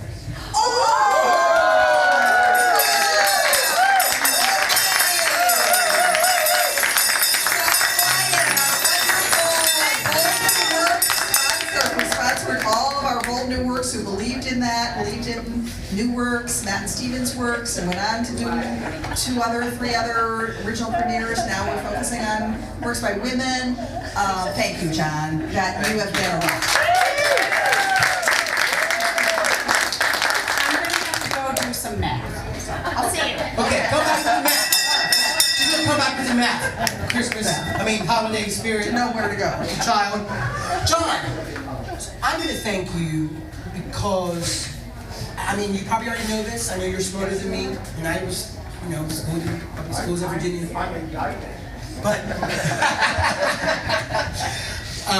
because of you, not only have people been able to see and hear things here with new work and learning theater and whatnot, but the Adventures of Mr. Toad is going to be in Germany in the spring because we got to do it here and we sent the script to a friend, so it's at Kaiserslautern. When is it being used? In the spring is all I know. I could go and look, but My dear friend is in Kaiserslautern right now. I just talked to him a little while ago. Wow. Well, and because of people like you, On Air is going to be in Virginia Rep in the spring. And because of you and everyone else, the show Witch just had a second premiere in Baltimore. It was completely redone. Here's a little story since we're going till 9. So this guy, I did Nevermore. This guy did Nevermore in Baltimore, and he said, we want to do another show. I really want to do Witch, and me and Steven are at the gym. I was trying to lose the COVID pounds. And we're at the gym, and Steven said, oh my gosh, we can't do Witch. The book to Witch was a little wonky because we were in the middle of this political climate. No one knows it's in our backyard, but we just weren't happy with Witch because we had never, as artists, spent so much time being consumed with television and politics. We were just all of a sudden there wondering what was going to happen. So Witch became a different journey for us, and we weren't completely happy. But the guy says, I'm going to do Witch, and I was like, oh my gosh. I said, well, Steven, we just throw the whole thing away. We just restart from the beginning. So he kept all the music. Steven called Baltimore and said, this is Sunday night, late, after Jimmy Fallon. He said, when do you want this new book? He says, I have to show it to my board Wednesday morning. So Steven sat Sunday night and Wednesday morning sent a brand new draft, and they did it, and it was just we're just so lucky because of people like you. So anyways, thank you so much. Thank you for supporting new work and giving artists a chance to Yes. have work done. Well, Really bold. Really bold. Which was bold. Oh yeah. So You also had another premiere that was done here. Technically, it was still a premiere. Ichabod. Ichabod that was done in North Carolina. North Carolina. Yes. And we still are having meetings that are not completely sealed the deal yet, but we think that Kaleidoscope is going to Kenya. Wow. Yeah. To Kenya. Yeah. But back to King of Pizza, I just want to say this real quick. This is when me and Laura get to tell all of our secrets. The King of Pizza, we were working at Bailey's Elementary for the Arts and Sciences. And it was a kids play at that time? Yes, it was Kids Play. Kids This Play. is this crazy idea I had that, once again, integrated arts. Why do you have to stay in your little theater box, or your little music box, or your little art box? Why can't you cross-pollinate those and explore? So we did this program, crafted this program where we spent 2 hours after school on the early release day at Bailey's Elementary School for the Arts and Sciences, one of the most diverse schools in Fairfax County there again. And we would have a drama teacher, music movement teacher, and then a visual art. So the kids would rotate between things. But Matt and I were teaming with the drama portion and trying to develop something. And we were doing this thing where, I don't know did you come up with the idea of the king or something? I think you probably did. There was a kid who didn't want to participate. There was a kid who didn't want to participate, that's right. So we always try to take the negative and make it a positive. Is that the 6-year-old that just blew everybody away? No. This was a different story. This was This was like, we were in the trenches in after-school arts programs, and if you've ever been in after-school art program, they can be, yes, they can be challenging. So challenging. So this kid, everybody else was like grooving, they were doing everything, they were adding to the story, they were doing whatever. This one little boy was like the misanthrope. Didn't like any of our ideas, didn't like anything we were doing. So Matt gets the inspiration to make him the king who doesn't like anything, and everybody has to try to cheer him up, Yep. or whatever. And somehow, I don't know how, but we got into this idea of the origin of pizza. So it became a pourquoi tale about how pizza was formed. It was bizarre. Yeah. But it was bizarre, but it was planted a seed, and then how did it become a musical? Because I know I wrote a grant for it, but how did we come up with that? Well, what happened was, as I was doing this game with the kids, after they saw how fun it was to cheer this kid up, then every week they wanted to do this story, and they all wanted to be the king, and then slowly it just developed into this idea that they were bringing him food, and then it slowly turned into this idea of them throwing their food together, and then I had the idea of like, oh, this is like a pizza, and that's how that kind of came to be. And what did I say? Like, well, that might be a good grant. Like, right, let's turn it into a musical. Right. And speaking of not having chairs, we were just on mats at that time when we moved into that bit, yes, right? yes. We got into this place and we didn't have any of those walls. I can show you pictures. We had just enough money to get in here with the bathrooms. And we had our first summer camp just on the, with cement floor. Well, we always had just cement floor, but really nothing. But we managed to finally get to the point of having some lights in the grid, because I wrote the Dominion Energy grant for a green lighting grid. And we were able to get these LEDs that you see up there, those, whatever. They are now 14-year-old, basically disco lights. That's what we have. And if you look a little closer to the what they call amber or white light up there, they're can lights from Home Depot. So that's how we've been lighting our shows. It's old technology, it's gotta go away in the new space, and that's another fundraiser. But we got this Dominion Energy grant to do a green lighting grant, because I didn't want to buy any, incandescents if we could possibly not, and be kind of ahead of the curve. And yeah, that's how it happened that we were able to then finally do that production.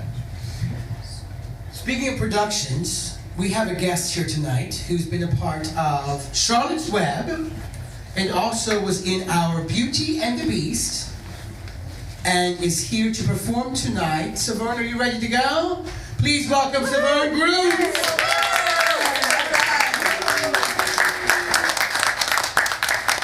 How you doing?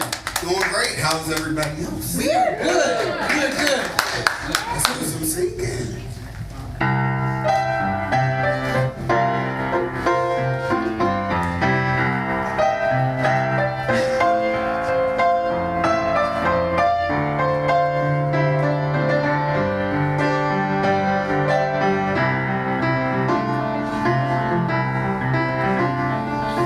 Everything has a season, and everything has its time. Show me a reason, and I'll soon show you a rhyme. Can't you feel on the window sill? Children fit in the snow. So what do I feel? I don't fit anywhere I go. Rivers belong where they can ramble. Eagles belong where they can fly. I've got to be where my spirit can run free. Gonna find my corner of the sky. Every man has his big dreams. Every man has its goals. People like the way dreams have us sticking to their soul. Thunderclouds have their lightning.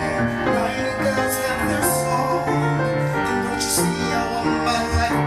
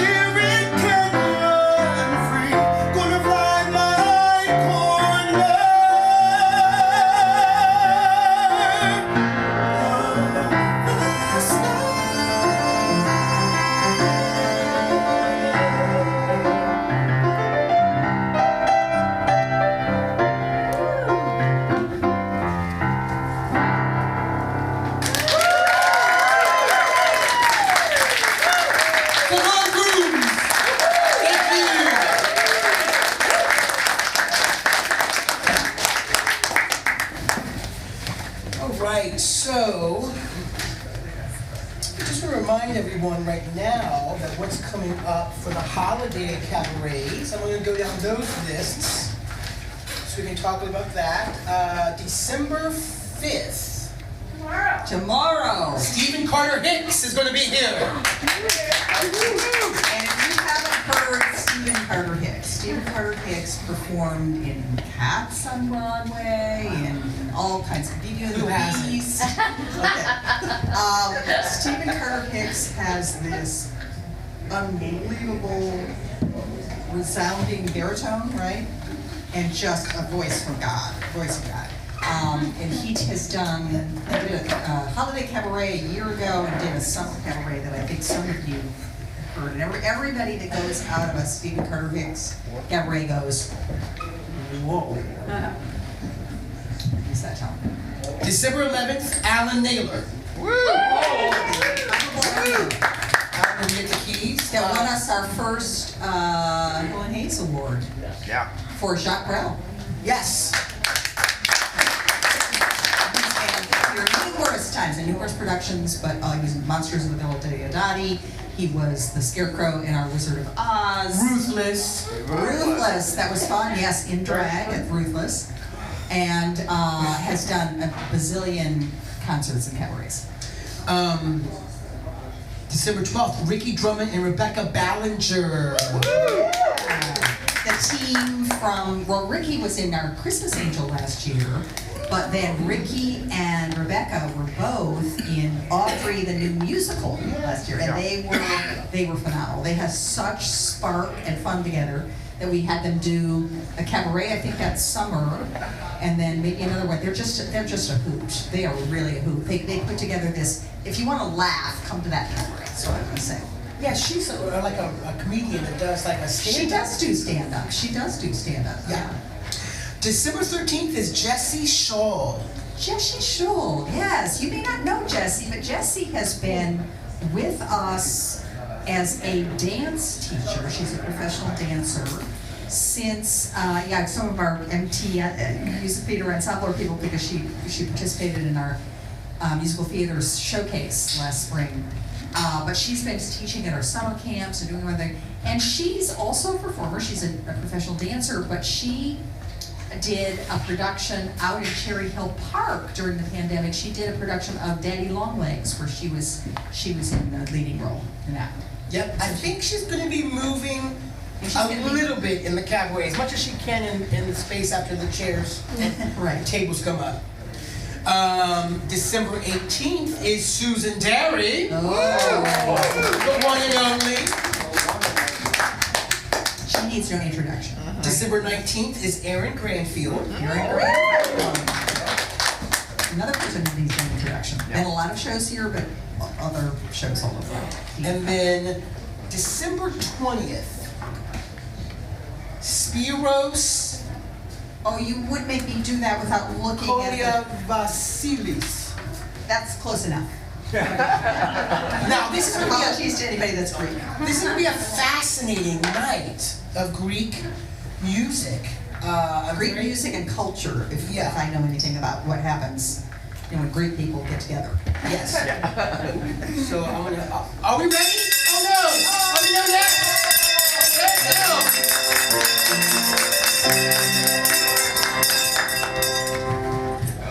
Well, thank you everyone for your generosity tonight, and I'm coming for two things. One, to tell you the new total. Where's Margie? Here we go. 9,700.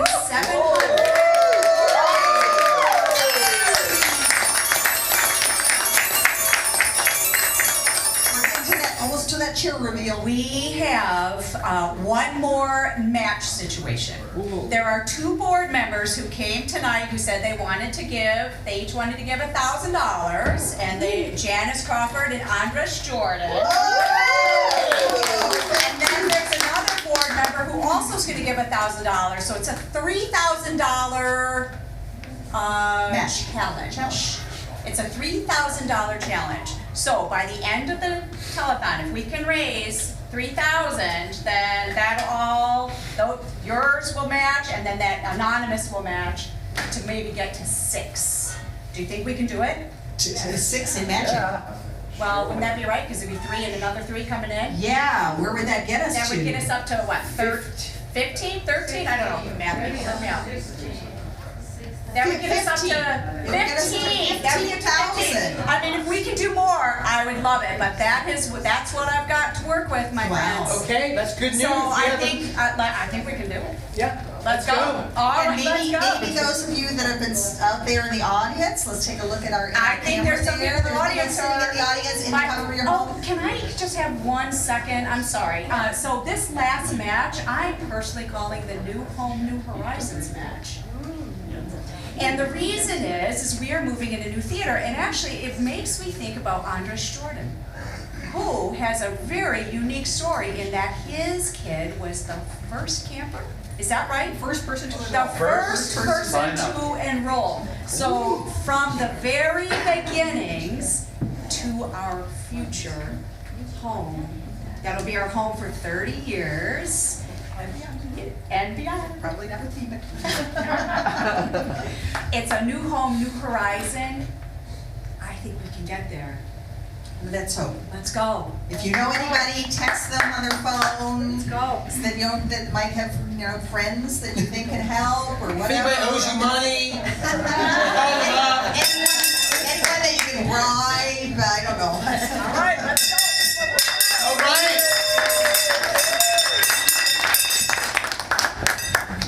Okay, so we have another guest. This is someone who's no stranger to Creative Cauldron. You have seen her in Turn of the Screw and our Witch, Monsters of the Villa Diodati. Monsters of the Villa Diodati. She was in Kaleidoscope, and she was our witch in Into the Woods. I still remember her. I loved when she did this thing with her those little ugly boots or what she would go. Get the next one. Yes. So, ladies and gentlemen here and ladies and gentlemen out there, let's welcome Susan Derry.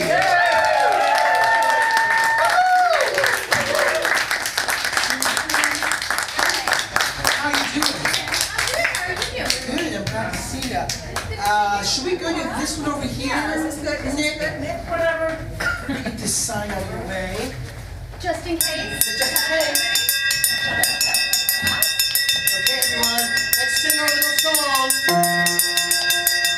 703 436 9948. Wait, you got to I know, I'm back. I just wanted to say that we got our very first donation toward the new match by Gary Fontaine for $1,000. Thank you, Gary! Oh my goodness! You might stay. Yes, thank you, Gary! You might stay till 10 and see if we can get ourselves a new dressing room. All right, Susan, it's all yours. Oh, okay. Should I introduce the song? You introduce the song? What are you going to be singing tonight? This is a little tune to ring in the season with all of you. This is a classic. I think some of you will know it. Please don't be shy if you'd like to sing along. I love it. This is Have Yourself a Merry Little Christmas, because I certainly hope you all do. Yay!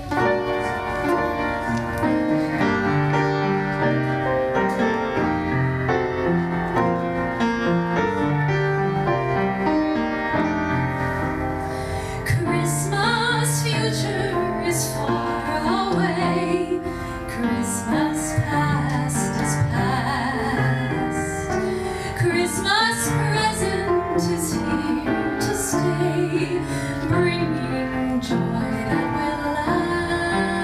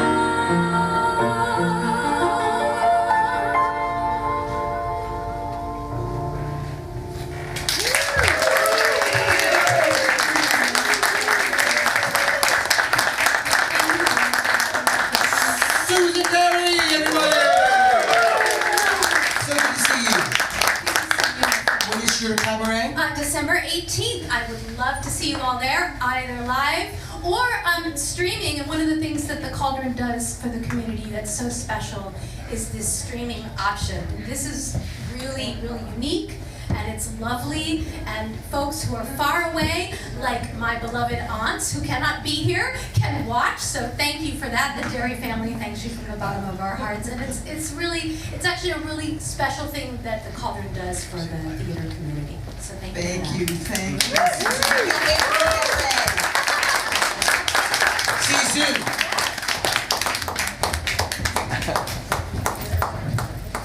So, let me get my spectacles here. My talking points are... of course, Susan has done a lot of our professional arm of theater here. So let's talk about what's coming up for the rest of the season. What do we have coming up after... Well, you mentioned before that we're doing Working, the musical, which is based on the, and Paige Ramelkamp is the music director. That's here. right. And it's based on the book by Stilts Turkle, but it also has this newer version that was created because Stephen Schwartz and, I can't think of the other, what's that? James Keller. Well, James Taylor, but there's somebody else that did the original adaptation. His name is escaping me, but Google it. But it's now got new... Well, yeah, but there's the other two core people that did it originally, and now it has songs by Craig Cornelia, it's got Manuel Miranda, and a whole bunch of other things. So it's a really neat, very different piece. Paige, how would you describe it as a music director? Sure. Oh my goodness. Yes. Take it away. Oh, how fun. So working is a really interesting piece because I guess I don't have to hide behind my instrument. I really do identify with that though. I love being on stage behind a large thing. Working is really interesting because Stephen Schwartz, when he first made it, and he was very clear about this play is going to change. It's based on the Studs Terkel interviews from the 1970s, but obviously the 1970s are not today, and he was very aware that the working class was going to continue to change in meaning and in color and in all of those things, and so part of what's special about the show is that we get a lot of freedom to adapt it to the people we have, to our cast, to the working class of 2023. More songs have been added, more styles have been added. It's really, really interesting and rarely done, and I'm so excited to be one of the folks who gets to figure out what it's going to look like for us.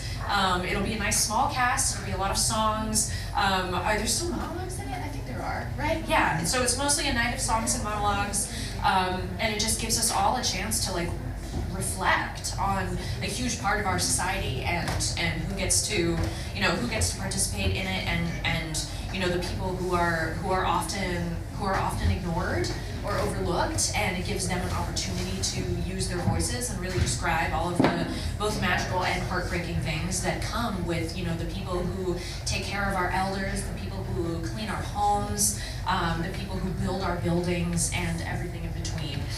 So you've got some songs that are echoing that for things that have not changed for the last 60 years, and then you've got kind of new ideas and more Lynn fun songs. So we love that, and it's going to be really exciting. Matt will be directing. So it'll be very exciting. You stand there. You stand there. Very, very excited to be on board. Thank you. And I think they actually even give us the ability to add interviews of your community, so workers in your community that are particular to the DMV. I was thinking a Capitol Hill worker might be good to interview. They might never be back. That's right. I don't know. Well, I don't know, but they also may never be able to be interviewed because they're slaves. Mm-hmm. So, they work really hard. You sure do. Thank you, Paige. Has anyone seen Working? You have? Yes. Can anyone just name me a song from Working that's not Paige? Nothing comes to mind? Okay, I just know that there's I'm Just a Housewife. That's what I played. and there's the beautiful father one. Yeah. Fathering sons? Yeah, fathering sons. Yeah. Anyways, so what? So going on. Yep. Going on. So that is in February, second weekend February, or actually the first weekend of February through the first weekend of March. February 8th, March 3rd. Thank you. And then that's followed by our Princess and the Pea, La Princesa y Guisante. Did I say it right this time? Yes. Guisante. Sí. Okay. And then it's followed by our next Bold New Works premiere, Chicks in Heaven, which is written by Carol Campbell. Yes, we'll have Carol up at 8:30. Watch your watches. And it's this script, we'll talking about it because it's gone through a lot of development since its reading here, and I think it's really, you're going to really find it fascinating. It is very, very contemporary for those of us that are trying to figure out how to bend the patriarchy, if you will. You're actually allowed to say patriarchy now, because I said it in Barbie. So you're actually allowed to go like, yeah, the patriarchy. Well, like, so no, but it's much more detailed than that. We'll tell you more about that later. And then we close the season with what I'm going to say is going to be our most dancing show that we have ever done. We are doing a production, and I think it is the professional premiere in the DMV. I always love it if I find something that nobody else has done, because it was done at Howard University, but I kept Googling and I couldn't find any other company, so correct me, my theater goers. The Bubbly Black Girl Sheds Her Chameleon Skin. It's written by Kirsten Shields, and it takes you through the 60s, through the 90s, and it's kind of autobiographical for Kirsten because she was a musical theater performer trying to make her way on Broadway in the Bob Fosse era and kind of confronting this sort of having to be whiter, if you will, than she was. But she manages to skewer that with comedy and with music, and that's what I think is, that's the best way to do it. And it has, we had our choreo auditions here. We have the wonderful Angelisa Gilliard is our director, and some of you may know I changed the dates of the show for her. The reason was she got a gig on Broadway. I said, okay, I guess I have to let that happen. So she's got a wonderful opportunity. She's ADing a show on Broadway in February. So we flipped Working and Bubbly Black Girl so that she could come back, because she's a fabulous director. And she teams with Maurice Hines, who is this phenomenal choreographer. Our choreo auditions were just like, oh my gosh, I can't believe the caliber of the dancers or what was going on. It was really great. So it's gonna knock your socks off, and that's how we're gonna close our season and go into our last season here, knock on wood. Last season here, yeah. So that's and then we'll go into, we'll have to plan some summer cabarets and concerts. We are final Swanson, because we are able to, those that weren't announced, because we didn't know whether we could continue our lease here, but looks like they are going to give us an extension to just get into our new home, so for a couple months. I think Ken and Paige are going to collaborate. Sounds like it. Yeah, let's start. Great. Well, speaking of our season, we now, if anyone remembers, I just saw our beautiful playwright Bonnie walk through the door from Monarch.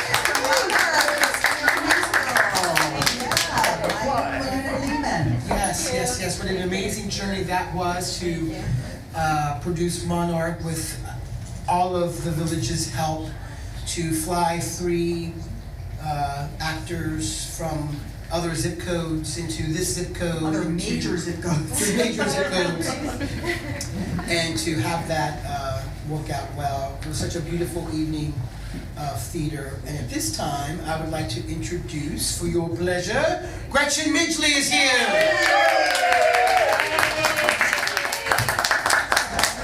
Let's get to that one. What are you going to be singing, Gretchen? I'm singing Dreaming Wide Awake by Jason Robert Brown. Is that from a show? It is from a project that he ended up setting aside and never finishing. So I have this much context for it, which I think makes it kind of interesting. Yeah. Yeah, so it's apparently, It was a World War II era show. I think a girl who was helping the resistance and hiding people. I'm not sure what the full context is, but I like it, and I thought it was a good fit for this because it's about kind of crazy dreams and the world thinking that you're not going to succeed and you're crazy for even wanting the things that you want, but how those dreams are what can help you take flight and motivate you to what your purpose is. Beautiful. So, Take it away.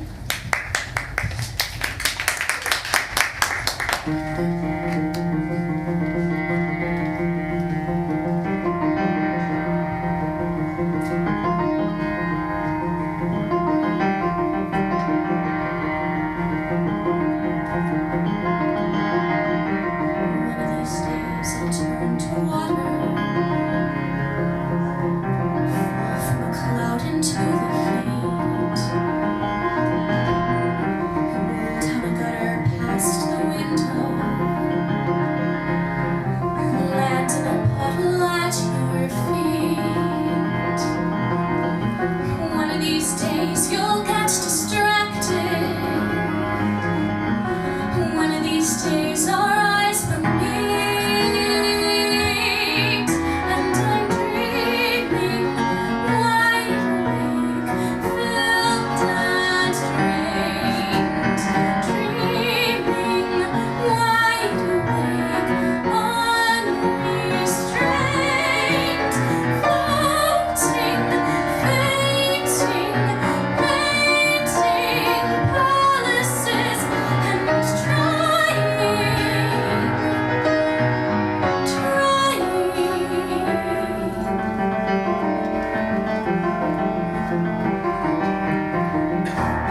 watch how the wind is rushing through me.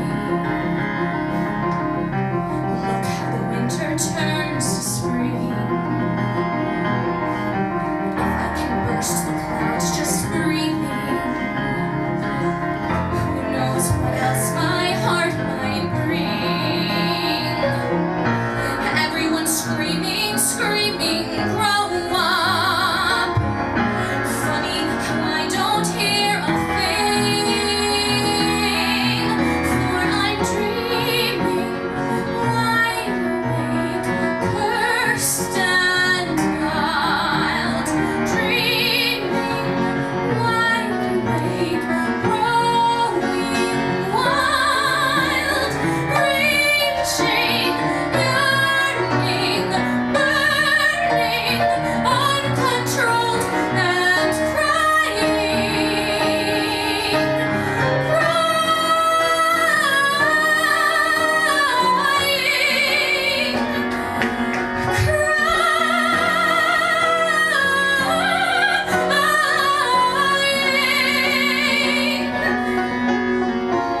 This is how the eyes of the world are opened.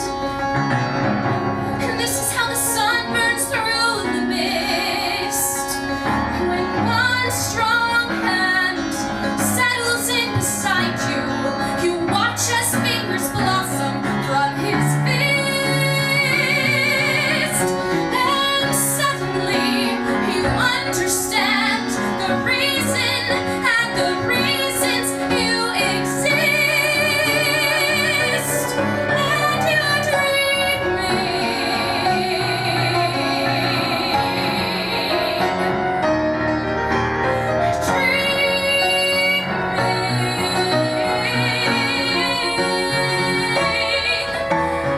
bursting, shaking, tilting, quaking, breaking promises and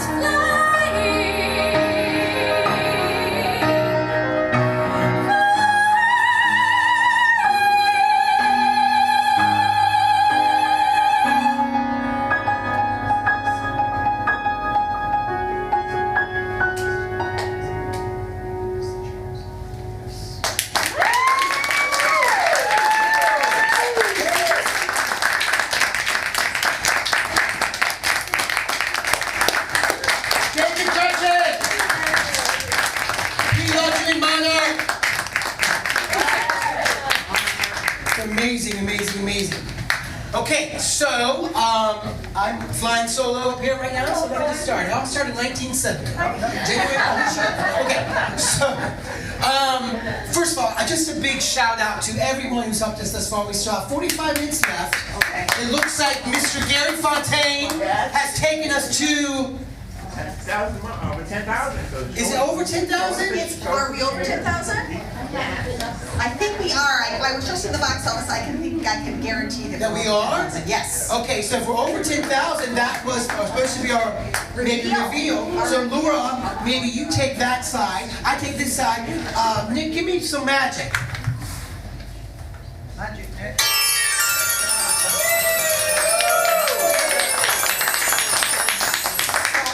He also comes with his own Airbnb.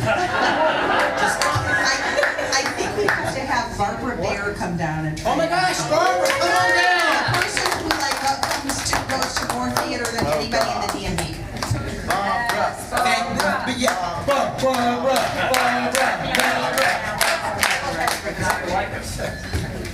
So it is a church chair. Oh, good. Because I figured, Because we're in a sanctuary this is our of hope and peace. Unlike the rest of the world, until it started. I take this issue on the road. All right. Is it a guess? Because I'm a tall person. That's right. Is it a thumbs up? Yes. Trust me. Where's 14? Give us And I'm very picky about my chairs. All right. I know you are. That's why. Okay. Thank you, Barbara. Thank you, Gary, so much for your donation. Choose a chair, and it's probably not going to be this color. I have nice swatches of colors, so we're going to work with our architects to see what the next is. I have a new guest to bring down to our chair. You did. Yeah, let's welcome Carol Campbell. All right. Come on down, Carol. You're the next guest. We're going to talk about, Laura, why don't you and Carol, I'll give you my mic, Carol. Are you going to sit in my chair? Wherever you want to put me. Whatever you do. I think you guys should just have a little chit chat I can see about all things Carol, and all things coming up with her Bowden work and plays and all of that. Well, first of all, Carol is just the most amazing, amazingly intelligent, positive, creative artist on the planet. She's amazing. She actually helped me when we first got together, and I had this Bold New Voices piece.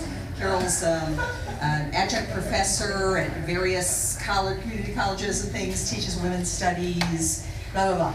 And so we had this wonderful connection and talking about it. I said, I really want to do something about the fact that I love all of the collaborations, especially my 21-year collaboration with Matt and Steven. But I started to realize, oh my gosh, there are so few productions, especially musicals or plays with music, that are written by women. I just heard something on NPR as I got here that the first, The Waitress, the musical, was the first Broadway show that had an entire creative team of women. The first. So I'm not just kind of on a bandwagon about that. Well, maybe I am. But it's like I suddenly realized, well, I have the power in some small way to do something about that. It's just you gotta kind of get into these systems and you go like, what? Why aren't there more women musical theater writers? It can't because there isn't talent. But we have to have the patience to provide the opportunities and nurture that talent. And it's going to take a while in the public pipeline for that to come to fore. So we had the privilege of doing Audrey, the new musical, which was a wonderful opportunity.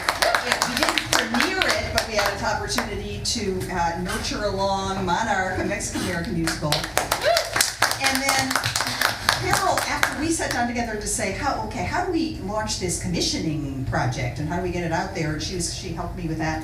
And she said to me, well, would it be okay if I submitted something too? I said, well, sure. And I remember I was on a plane, you gave me the script, and I was on the plane for the first time, coming out of the pandemic, going back to Ohio, reading the play, I thought like, it's got some interesting bones here. But why don't you tell them about what it's all about? Wow. Okay, thank you, Laura. I'm so excited to be working with this amazing, amazing place, an amazing team. It just, Laura has done, as creative, she's this light in our community, and it just, I'm so excited to do that. I'm so grateful. Thank you for providing this space for us, Laura. So I guess she's right. She saw one of the early drafts right at the dawning of COVID. And I guess though, for me, the story of the play really started, well, it was kind of a way that I was trying to work out my difficult feelings about the falling out of a circle of women that I had loved and spent time with back in the day. And so this is a story really about a group of friends that practiced magic in the 90s. And the question is, can they be friends? Can they be there for each other? But the journey itself is how they bring back magic in the form of activism to address all these critical issues that we're dealing with today. And you know I could go down lots of rabbit holes, but I'm gonna wait. Just Google magical activism. And you'll find that there's this incredible underswell, especially of young women who are saying, no. We're going to take on something new. Yeah, one of the hashtags my friend Mayu has been coaching me on Instagram, and I'm learning all about hashtags, and so one of my new favorite hashtags is witchery is radical self-care. That's kind of that, yeah. So I guess that's it in a nutshell. Yeah, and of course, the difference about it's gone through lots of different changes. We've been having lots of lunches, but it also has rock music. It has six rock numbers, and Carol also has an incredibly successful band. She and her husband and other. I said that must be a benevolent patriarchy. Yeah. So she plays. They've sold out. They've sold out every venue. You sell out the Jabba Java and everything. So she is also a performer and has What's written the music. name of the band? It's called Favorite Child. And it's actually Laura that said, like in one of the iterations of the play, she's like, you know, Carol, people really do like bond with stories when there's music. And I'm like, I write music. Like, okay, here, have some of this. So then we started developing, and what I mean, my husband and I, we'd taken songs, and some of it could really be applied to the show. And anyway, so what you're gonna see is it's still a play with music, but yeah. So Favorite Child, and I want to introduce my keyboardist, Stu McKenzie, very good friend. He's gonna sit in with us in a little bit. So anyway, yes, and it's a lot of fun to have this overlap. But again, it was Laura and Laura's gentle leadership that just opened that door for sure. And you're going to share something with us. Yeah. Can I use this mic? I think so. Mr. Nicholas is the person to. Oh, hi Nick. Hi, St. Nick. How are you? Good. And yes, I prefer you use that one. This one? Or this one? The one you just pulled. Use it. Oh yeah, thanks. I like to have my hands free. All right, cool. Let's do it. You want to come down? Oh, please. Let me set this up real quick. So basically, this is one of the mellower songs, I promise. So one of the characters, Fran, is a single mom. She's one of the friends she's moved to Floyd, Virginia. She's a single mom and raised a daughter on her own, and the daughter's kind of going down her own rabbit hole right now. And now Fran is this is kind of an internal monologue asking the question, you know, has she done anything right as a mother? It's called Baby, I Can't Save You.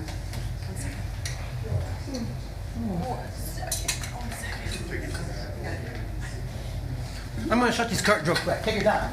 Okay, Matt. The producer's upset. Takes a photo of this. We want to make it look like it's sort of up and up.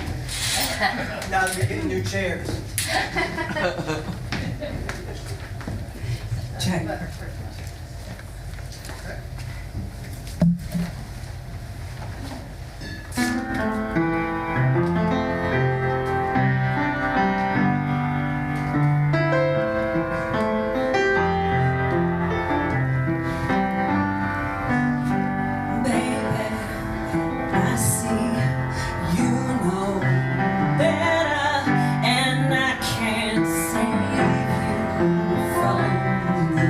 world.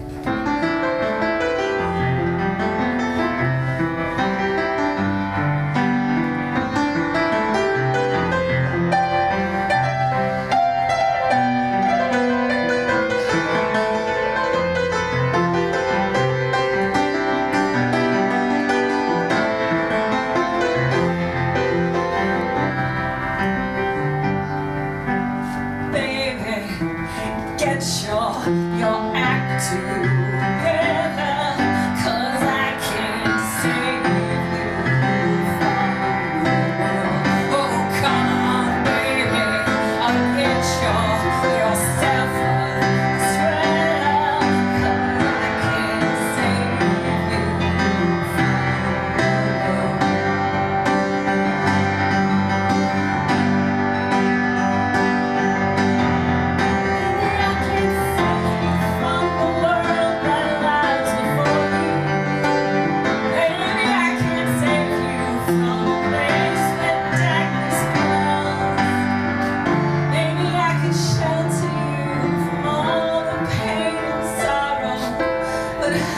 Save someone from themselves.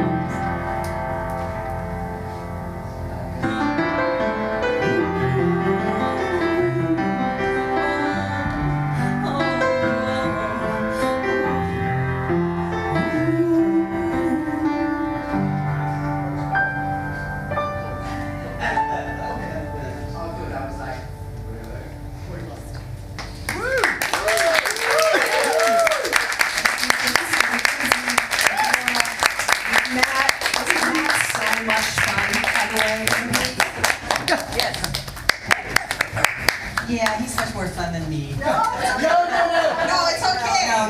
I wasn't going there. No, I was, but that's good. It's Jeanette. Thank you, Carol. Thanks, Carol. It's such an amazing feeling when you become validated and supported as an artist to have your voice heard. And there's times when your inner voices, you're not really sure how to compare that to good, bad, wrong, or right when you're writing. You can be the same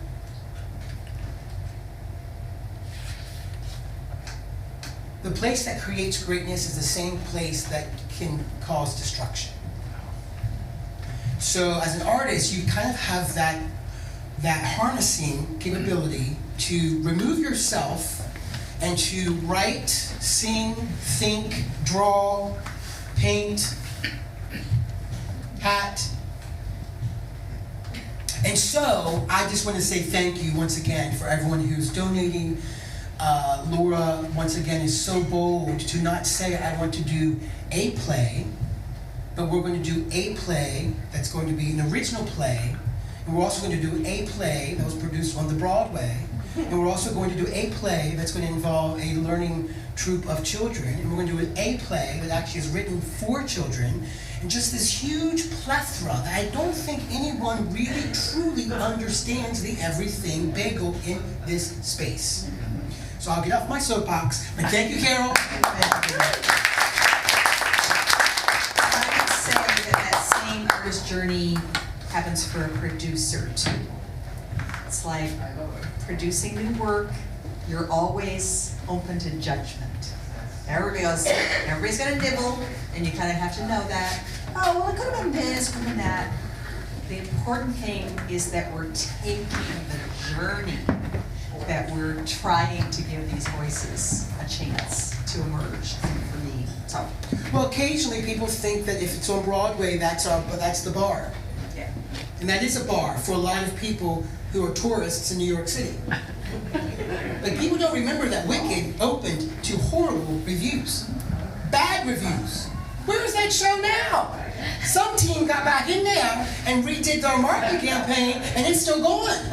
Go back and read those first reviews. They were horrible. So anyways, once somebody actually asked me once on a podcast, they said, Matt, what do you do with bad reviews? And I said, well, you can't be Judy Garland if you don't like bad reviews. Right? That's right. Okay, should we move on? Yes. Hey, Sally, are you ready to go? She's getting her blush ready. She's getting her blush ready. Like 3 minutes. Okay. Well, once again, Don't forget to get your tickets to Working that's coming up. The Bubbly Black Girl Sheds Her Chameleon Skin coming up. And Chicks in Heaven. Chicks in Heaven coming up. And The Princess and the Pea. Now, you know The Princess and the Pea was an actual movie. Can you talk about that? No, in the pandemic, we made it a movie. Yes. Because we couldn't get together, you know, in person or whatever, so we got our kids, and I remember they could only come in one at a time, and we would like record their lines or whatever, and then we went back in the editing studio. It's up on our YouTube site. It's a pretty neat movie. So we said, let's see if we can't just go back and make that a live piece. Yeah, we've never done it in the theater, and we're going to, which means we have to go back and revisit turning this little movie script into a live performance, along with some new music that I have not written yet. So that's how I'll spend my Here she is! Ladies and gentlemen, Sally Emiliano! You remember Sally from Disenchanted? That's true, yes. Always Patsy Cline. That's also true. Her new album, Always Sally. Just kidding. That was just me brainstorming. Anyways, Sally, what are you going to do for us tonight? I'll be singing from As You Like It, which is an adaptation from Shayna Tubb. Okay, Paige, are you ready? Okay, take it away.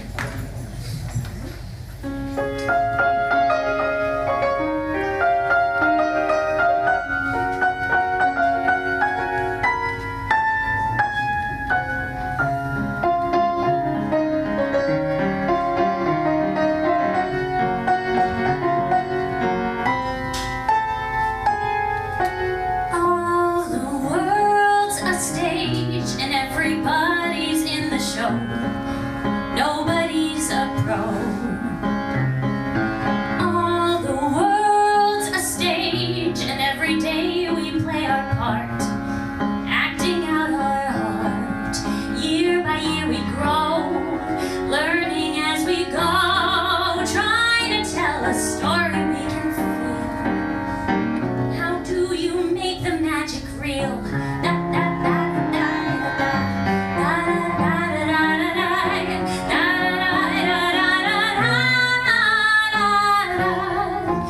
Start as babies, born unafraid to cry, puking on our parents' shirts, still staring up with wonder at the sky.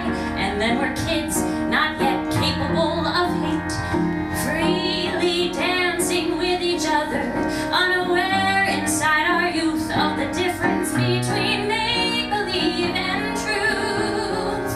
All the world's a stage,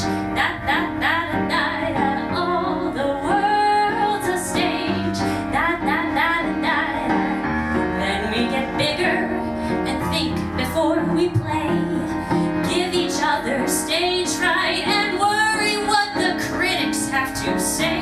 We hide in costume, pretend we blend in with the scenery, and act the way we're taught we ought to be. Yeah, all the world's a stage. All the world's a stage.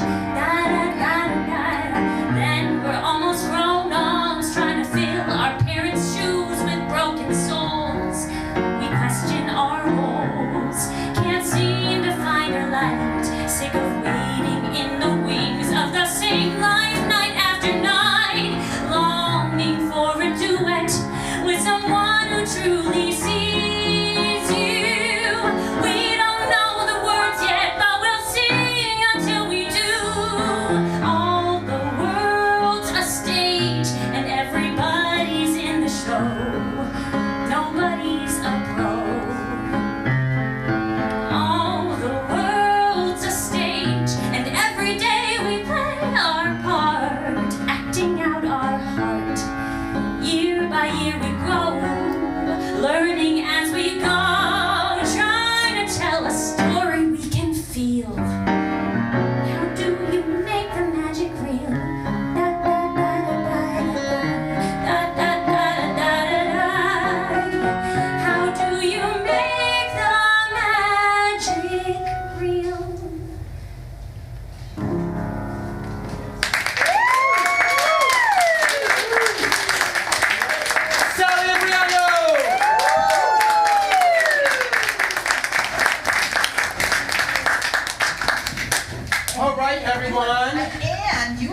Sally in Working! Spoiler alert! and in Funny Black Girl. What's going on? Here comes the bell! Here comes the bell! House number 1. Hello! Actually, the announcement is for Margie. Margie, do you have a mask or anything else? Because you need to start adding to your total. We're not quite there. We have one more push to get us to the goal, but Margie, go ahead and start painting up a little bit more. Keep going, Bo. Keep going, a little bit more, a little bit more, a little bit more, a little bit more, a little bit more. Okay, we got 15 minutes left. Let's go! Yes. Oh, thank you. Okay. Hey, just hit it. 703-436-9948. That's right. Go in there and buy a new car. Now, if there's some other place that's doing as fun a fundraiser. You're making up songs for a phone number, people. Stop it. Okay. Quick. It's getting late. We're getting close. So I just want to make sure I finish off my list. We've got about 18 minutes. So if you're bored, you've got 18 minutes left. And they'll be free. Laura. Yes. I'm going to put you in the hot seat for a second. I want you to talk about our scholarships. Oh, well, I did talk a little bit about when Artes para Todos, and I was just thrilled actually when I saw the number that we were able to provide, thanks to people who donated specifically to Artes para Todos and our grants. We were able to do $27,000 in scholarships, and then about $3,000 in complimentary tickets for those kids' families to come to see our family-friendly shows. And that's really, I mean, it's phenomenal when you could do that, because the kids that came on those scholarships, 95% of them had never been to a camp before, let alone a performing arts camp. That's amazing. Yeah. Thank you. What's that? Or a show, Lenny. Yeah, right. Or a show. So this is really pretty groundbreaking what we're able to do, and it's what we should be doing in our community because we are a community of haves and have-nots, and I think the more we can provide the same opportunities to kids who don't have these opportunities, the more we're going to really transform our community and our society. Because we know from studies, I've been doing this for a long time, we know that the impact that the arts have, and I have my board member, Andre Robles, who's a PhD researcher who can confirm this. The arts have an impact. They have a profound impact on kids' lives that could help them in the future in untold ways. So that's why we're doing it. Vet ticks. Vet ticks. Oh, I can't even think of the number of what we provide, but we provide a huge number of complimentary tickets through the Vet Ticks organization, which basically provides tickets for veterans, military families, low-income veterans, caregivers, a whole bunch of things. And they are wonderful audiences. They post on our Facebook their thank yous of what it meant to them. So we try to make sure that everybody has a chance to enjoy what we're doing by complimentary tickets, by having strategic discount kind of tickets and everything. Yeah. You might have talked about this when I was gone, but all of our classes. Yeah. So what she has done here in this space is your idea, you've created a graduation sort of system. So on Saturday mornings, after the Learning Theater, from 12:15 to 1, we have the Learning Theater Studio Junior, which is ages K through 2. K through 2. Second grade. 2nd grade. And when they get done with that class, they can move on to the Monday evening class. Right. 5 to 6. And then when that's through, they can go to the Wednesday class. And then when that's through, they can maybe even get recommended to do a learning theater class or go into music theater training. So what Laura has really created is this growth that no one knows when they go to the website. No one sees that when they go on the website. It's kind of hard to communicate that on the That's why we're here for 3 hours. And I'm so raspy. I don't care.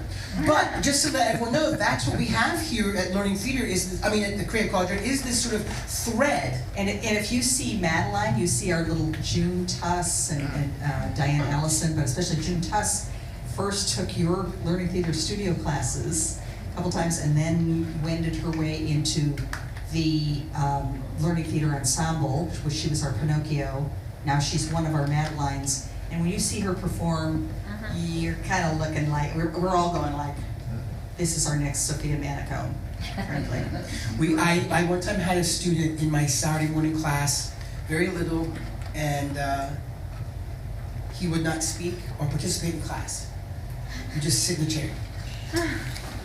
His mom said, what should I do? I said, you bring him back. So she brought him back. He wouldn't talk, he wouldn't participate. He'd watch everyone else, just sit there.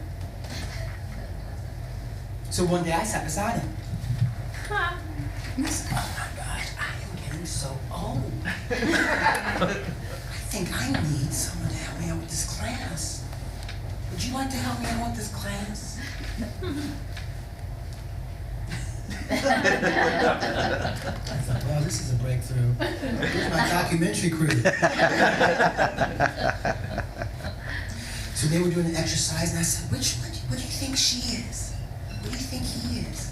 What are they doing? He wouldn't speak. So the mom said, well, do you think I should bring my son back to this class? And I said, this is the best place for your son to be. Because I see myself in so many of my students when I'm working through anxiety or depression or sort of like an imposter syndrome of who am I, what am I? So the next week, I said, oh, I think I need an assistant. I think I need an assistant today. Mr. Matt needs an assistant, get down here. He came down and sat beside me. Slowly, this dance went on for weeks until one Saturday morning, 12:15, he walked through the lobby and he said, hi, Mr. Matt.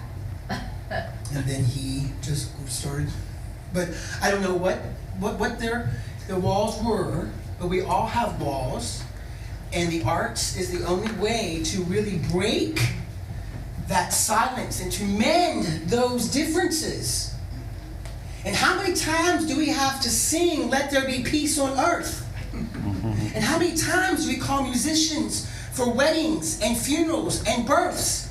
This is our life. I don't want to live in a world without theater and music. I tried it. It sucked. Preach. I went to KFC. Anyways, just once again, I've got 10 minutes left. It's just another little love letter to what Laura has done here at Creative Cauldron. You keep saying that, but I'm going to throw it right back to you. You have been the most incredible artistic partner for 21 years.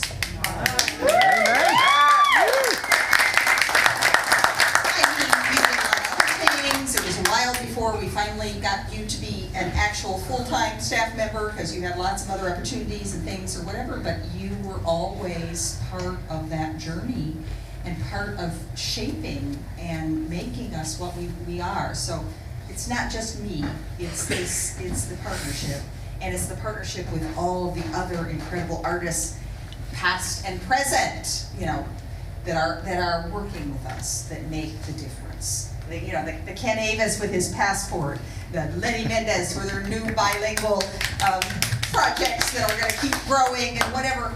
And Margie Jervis, our artist for issue. Over here, Margie! Margie has been with us. Margie, one of her stories grade, she wandered in here, I think, with her son to take a summer camp, like 14 years ago, right? When we first opened the doors. And she, and I had just signed a $50,000 promissory note. So I was like, oh, I don't know whether we're gonna actually make it through a year. And then because she said, I actually could help you or would like to help you. And told me about her incredible background. She was the head of the scenic art department at Seattle Opera and worked at Seattle Rep in that, and Washington National Opera. And they're like, well, I have like $5. I can give you 3. But I saw what she could do. She actually, I remember that set that she created for King of Pizza. It was made out of the tiles that we got, the little rubber tiles, the colored rubber tiles. She made it into a set. And you know her work. But bit by bit, we said, no, she's got to be a full-time staff member. She's got to be doing her art. And if you're an adult who likes to do art, you can actually take online art classes with Margie. Yeah. It starts up in January? She's an amazing art teacher. She's an amazing art teacher, both for kids and adults. Yes. As well as an amazing designer. Thank you. Thank you. Well, yeah. Yep. I'm going to go ahead and thank Sarah Snyder. Sarah Snyder. Yes, our new communications manager who's still probably in the office. And I want to thank Elizabeth Mead. Oh my God, Elizabeth Mead. We want to thank Janice. Janice Hart. Our wonderful volunteers at the bar. Our volunteer ushers and Sherry Seekers out there. Sherry, love you. Who else is out there that I should be saying thank you to? We want to thank Nicholas Goodman. Nicholas Goodman. We want to thank Paige Randall-Camp for tonight. Carrie Hall doing the live stream. Carrie Hall. Must be doing something because people are donating, so. They want to be invited to the opening night party. That's next year. Next year. Do we have any nibbles about next year? Do we know what we're doing? No, I shouldn't say that because I'll be honest with you, and you already know this because you're smarter than me. Navigating the storm since 2019 has really been a brand new everything. Retail, theater, everything is just different. You guys already know that. And now it feels like 27 easy steps, right? Everything's a Martha Stewart recipe. It looks fantastic until you look at the ingredients in the list. So I guess we'll maybe plan some familiar stuff maybe for the new season. I think we're gonna do. She'll try to do some new stuff. We're gonna try to do, but we may open with a very pleasing musical review of somebody who people like a lot. Songs that they like a lot. That's what we're thinking about right now. A review written by someone who everyone likes a lot. Yeah. Well, that takes a few people off the list. Call me later, John. And we may be trying to close our season with something that we did in 2015 that brought us our first Helen Hazelwood. But everything in the middle, I can't tell you about. Okay. I can't really tell you about those two because we don't have the rights. We know what that show is that brought us the first Helen Hazelwood? Jack Brel. You know, it's funny. I'm just going to say this. I'm watching my clock because I'm a Capricorn and we got 6 minutes. Let me tell you, in 6 minutes, I'm out of here. I had heard of Jacques Brel and I thought it was a really kooky title. You know, Jacques Brel is alive and well, living in Paris. What? Get over yourself. And a friend of mine would say, you have to see Jacques Brel. And I thought, it sounds so pretentious. And then I went by myself. I only like to go to theater alone. Because when my husband goes, I only worry if he's happy. Which is a lot of eye cream.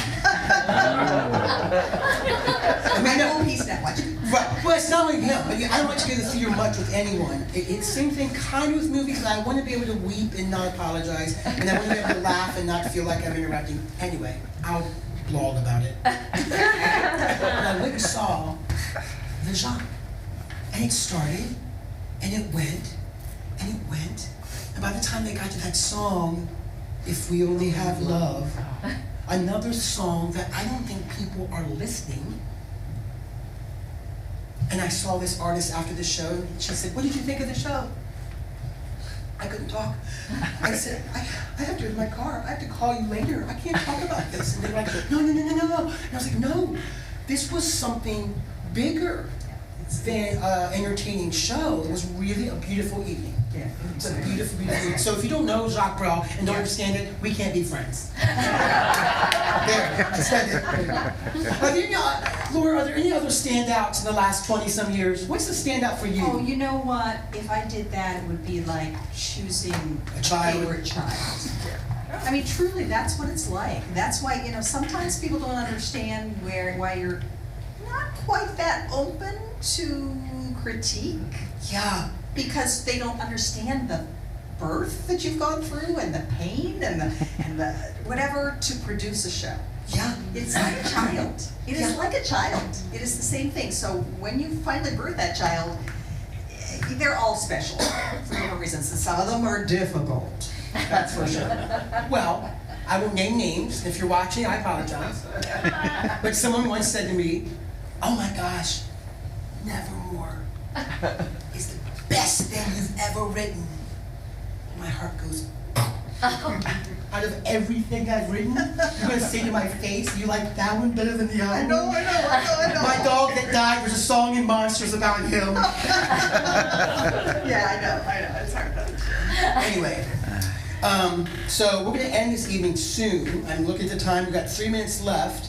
I just want to thank you all for coming out. I don't know who. I've said this before about the Learning Theater. I don't know who does this. Who does a telethon for a fundraiser in Washington, D.C.? Who stands up here for 3 hours and talks about themselves? We do.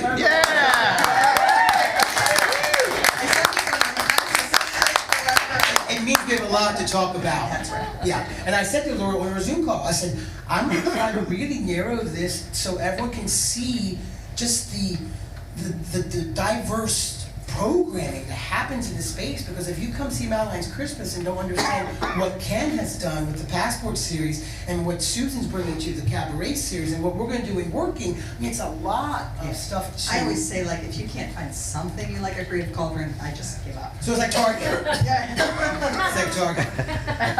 Okay, are we waiting for the elves to end this? Should we sing our phone song one more time? I think are we going to do that and then just close with her? Yes. Okay. I think what's going to happen is we're waiting for a 9 o'clock tally, if you will, and then... There we go. I heard some elves. I see the elves coming on my old 93 Honda. Elves. Uh-oh. Okay, here we go. Yes. All right. Is it... Wait. Oh my gosh, everyone, help me. This was not rehearsed. These are the folks that have been in the box office taking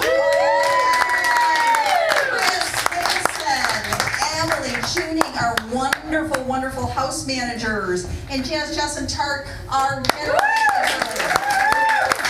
Always trying to drag them out or whatever. They are the rock. They are the reason we can do this. So is this our grand finale for our 3-hour Yes. chunk?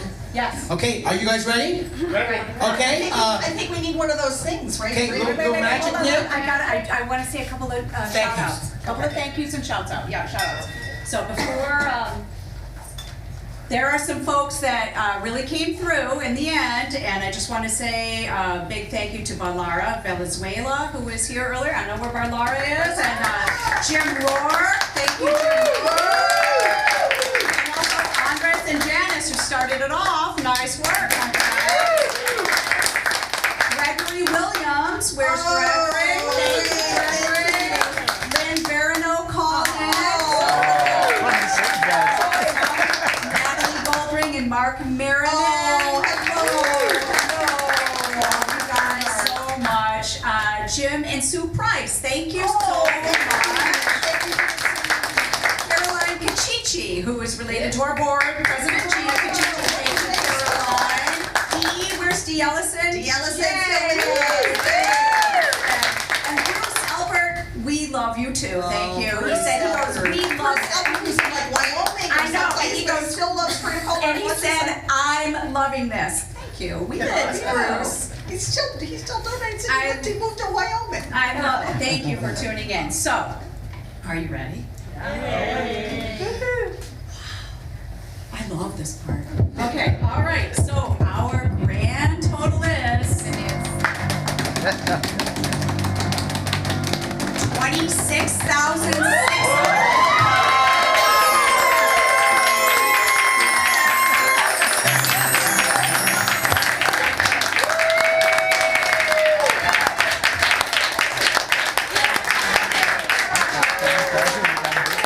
Congratulations, everyone, and thank you to all of you.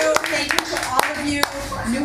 New home, new horizon is because of you. Thank you. All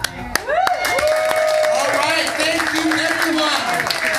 Nicholas, you have the last track prepared that we have. We have a special guest tonight to take us home, and after that we will have a quick little brief conversation before we go. Are you ready if I just say, hit it? Sure. Okay, ladies and gentlemen, live from Falls Church, it's Tula.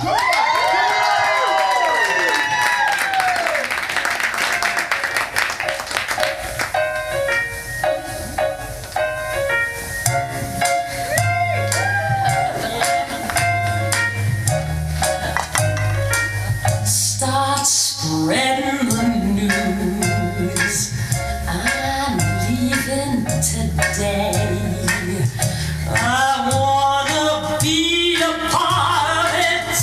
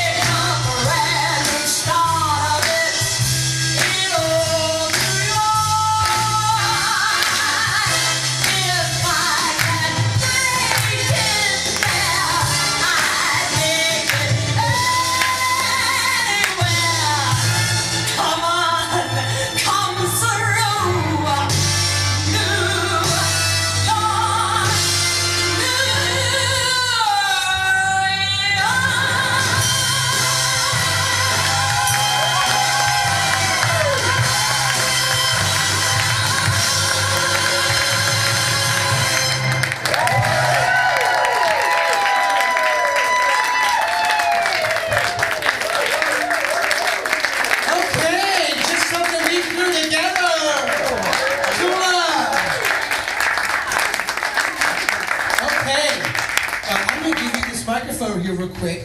I think we would That's like a mistake. I think we would like to thank Mark Albasta, just donated after this. So I'm not sure what's happening. We are going to just quickly talk about our. Hi, everybody. Hello. My goodness. They put me at the end of the show. It's a big mistake. The bar bill has killed everything we have just raised. It wasn't me. This is Act 2. Yes, thank God for Chardonnay. It's so exciting to be here in the suburbs. I live on the other side of the suburbs in Maryland, so it's a very interesting experience to come here on rush hour. I'm thrilled to be here in rush hour traffic. This is such an amazing space. I've known Matt for, oh God, many years, when he was a baby.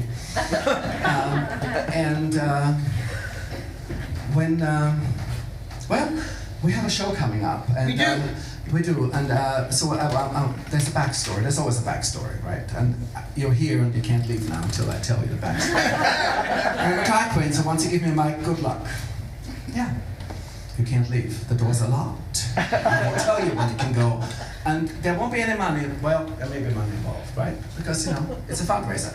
Anyway, so we were at a fundraiser at Melbourne's house this summer, and they forced various bottles of champagne down my throat. Because I'm an innocent person, and, you know, and unless you force some things down my throat, I won't do it. And they did.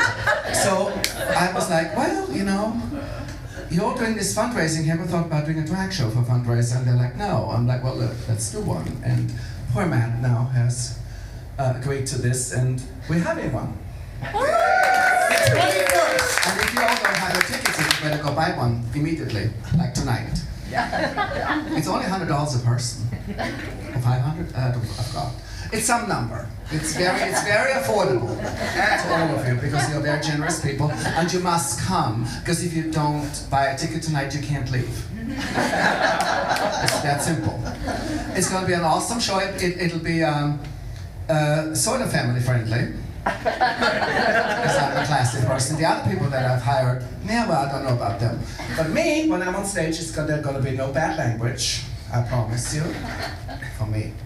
The other people, it's going to be fun. So please come and see us. It's on the 21st. It's going to be something we have never done here before. And I like things we have never done before. It's like a virgin, right? It's the first time ever. It's exciting.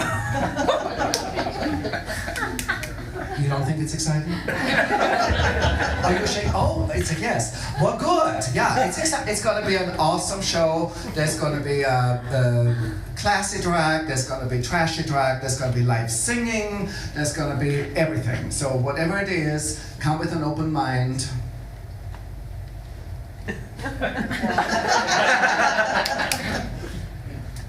Let's do this again. Come with an open mind. Thank you.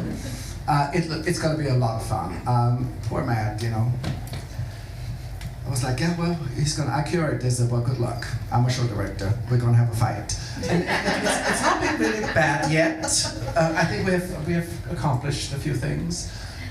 He's been very kind. But I tend to take over. So tell these people, what are we going to do? Well, we have Carolinda, we have Evita Proxide, and we have Regina. Josette Adams. That's going to be here. So we have 4 drag queens. We will be performing for maybe an hour and a half show. Or 4. Or 4. So just get your tickets. We are programming the evening right now. And I think we're going to do some door prizes that night as well. There's a silent auction too, so you have to come. Yes, now, if you don't like us, please buy the silent auction. Yes, and it's available on live stream too for those who can't attend in person, and it's a catered event. Yep. It's a catered event. Oh, yep. And talking about just some of the auction items, there's going to be some great restaurant things that Mel has curated.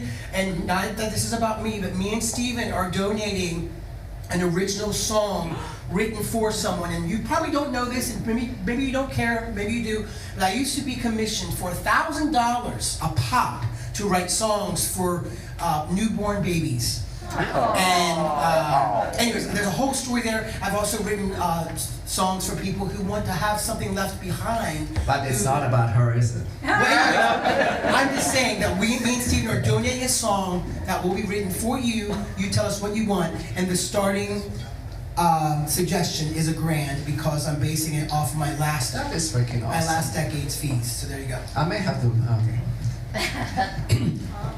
save some money for that. So I think we're probably at our final class. Thank you, Tula, so much. I'm so glad to be here. Thank you, everybody. This is such an awesome place. And I see so many people in the audience that I know me because I'm a theater crazy person. It's an addiction that I have next to alcohol and drag. And let's make this place move to something bigger and better. Right. Because it deserves it. Thank you very much, everybody. And have a wonderful holiday season. And if you don't come to this show, I know who you are. I will find you. It's not a threat, it's a suggestion. Thank you, everybody. Good night.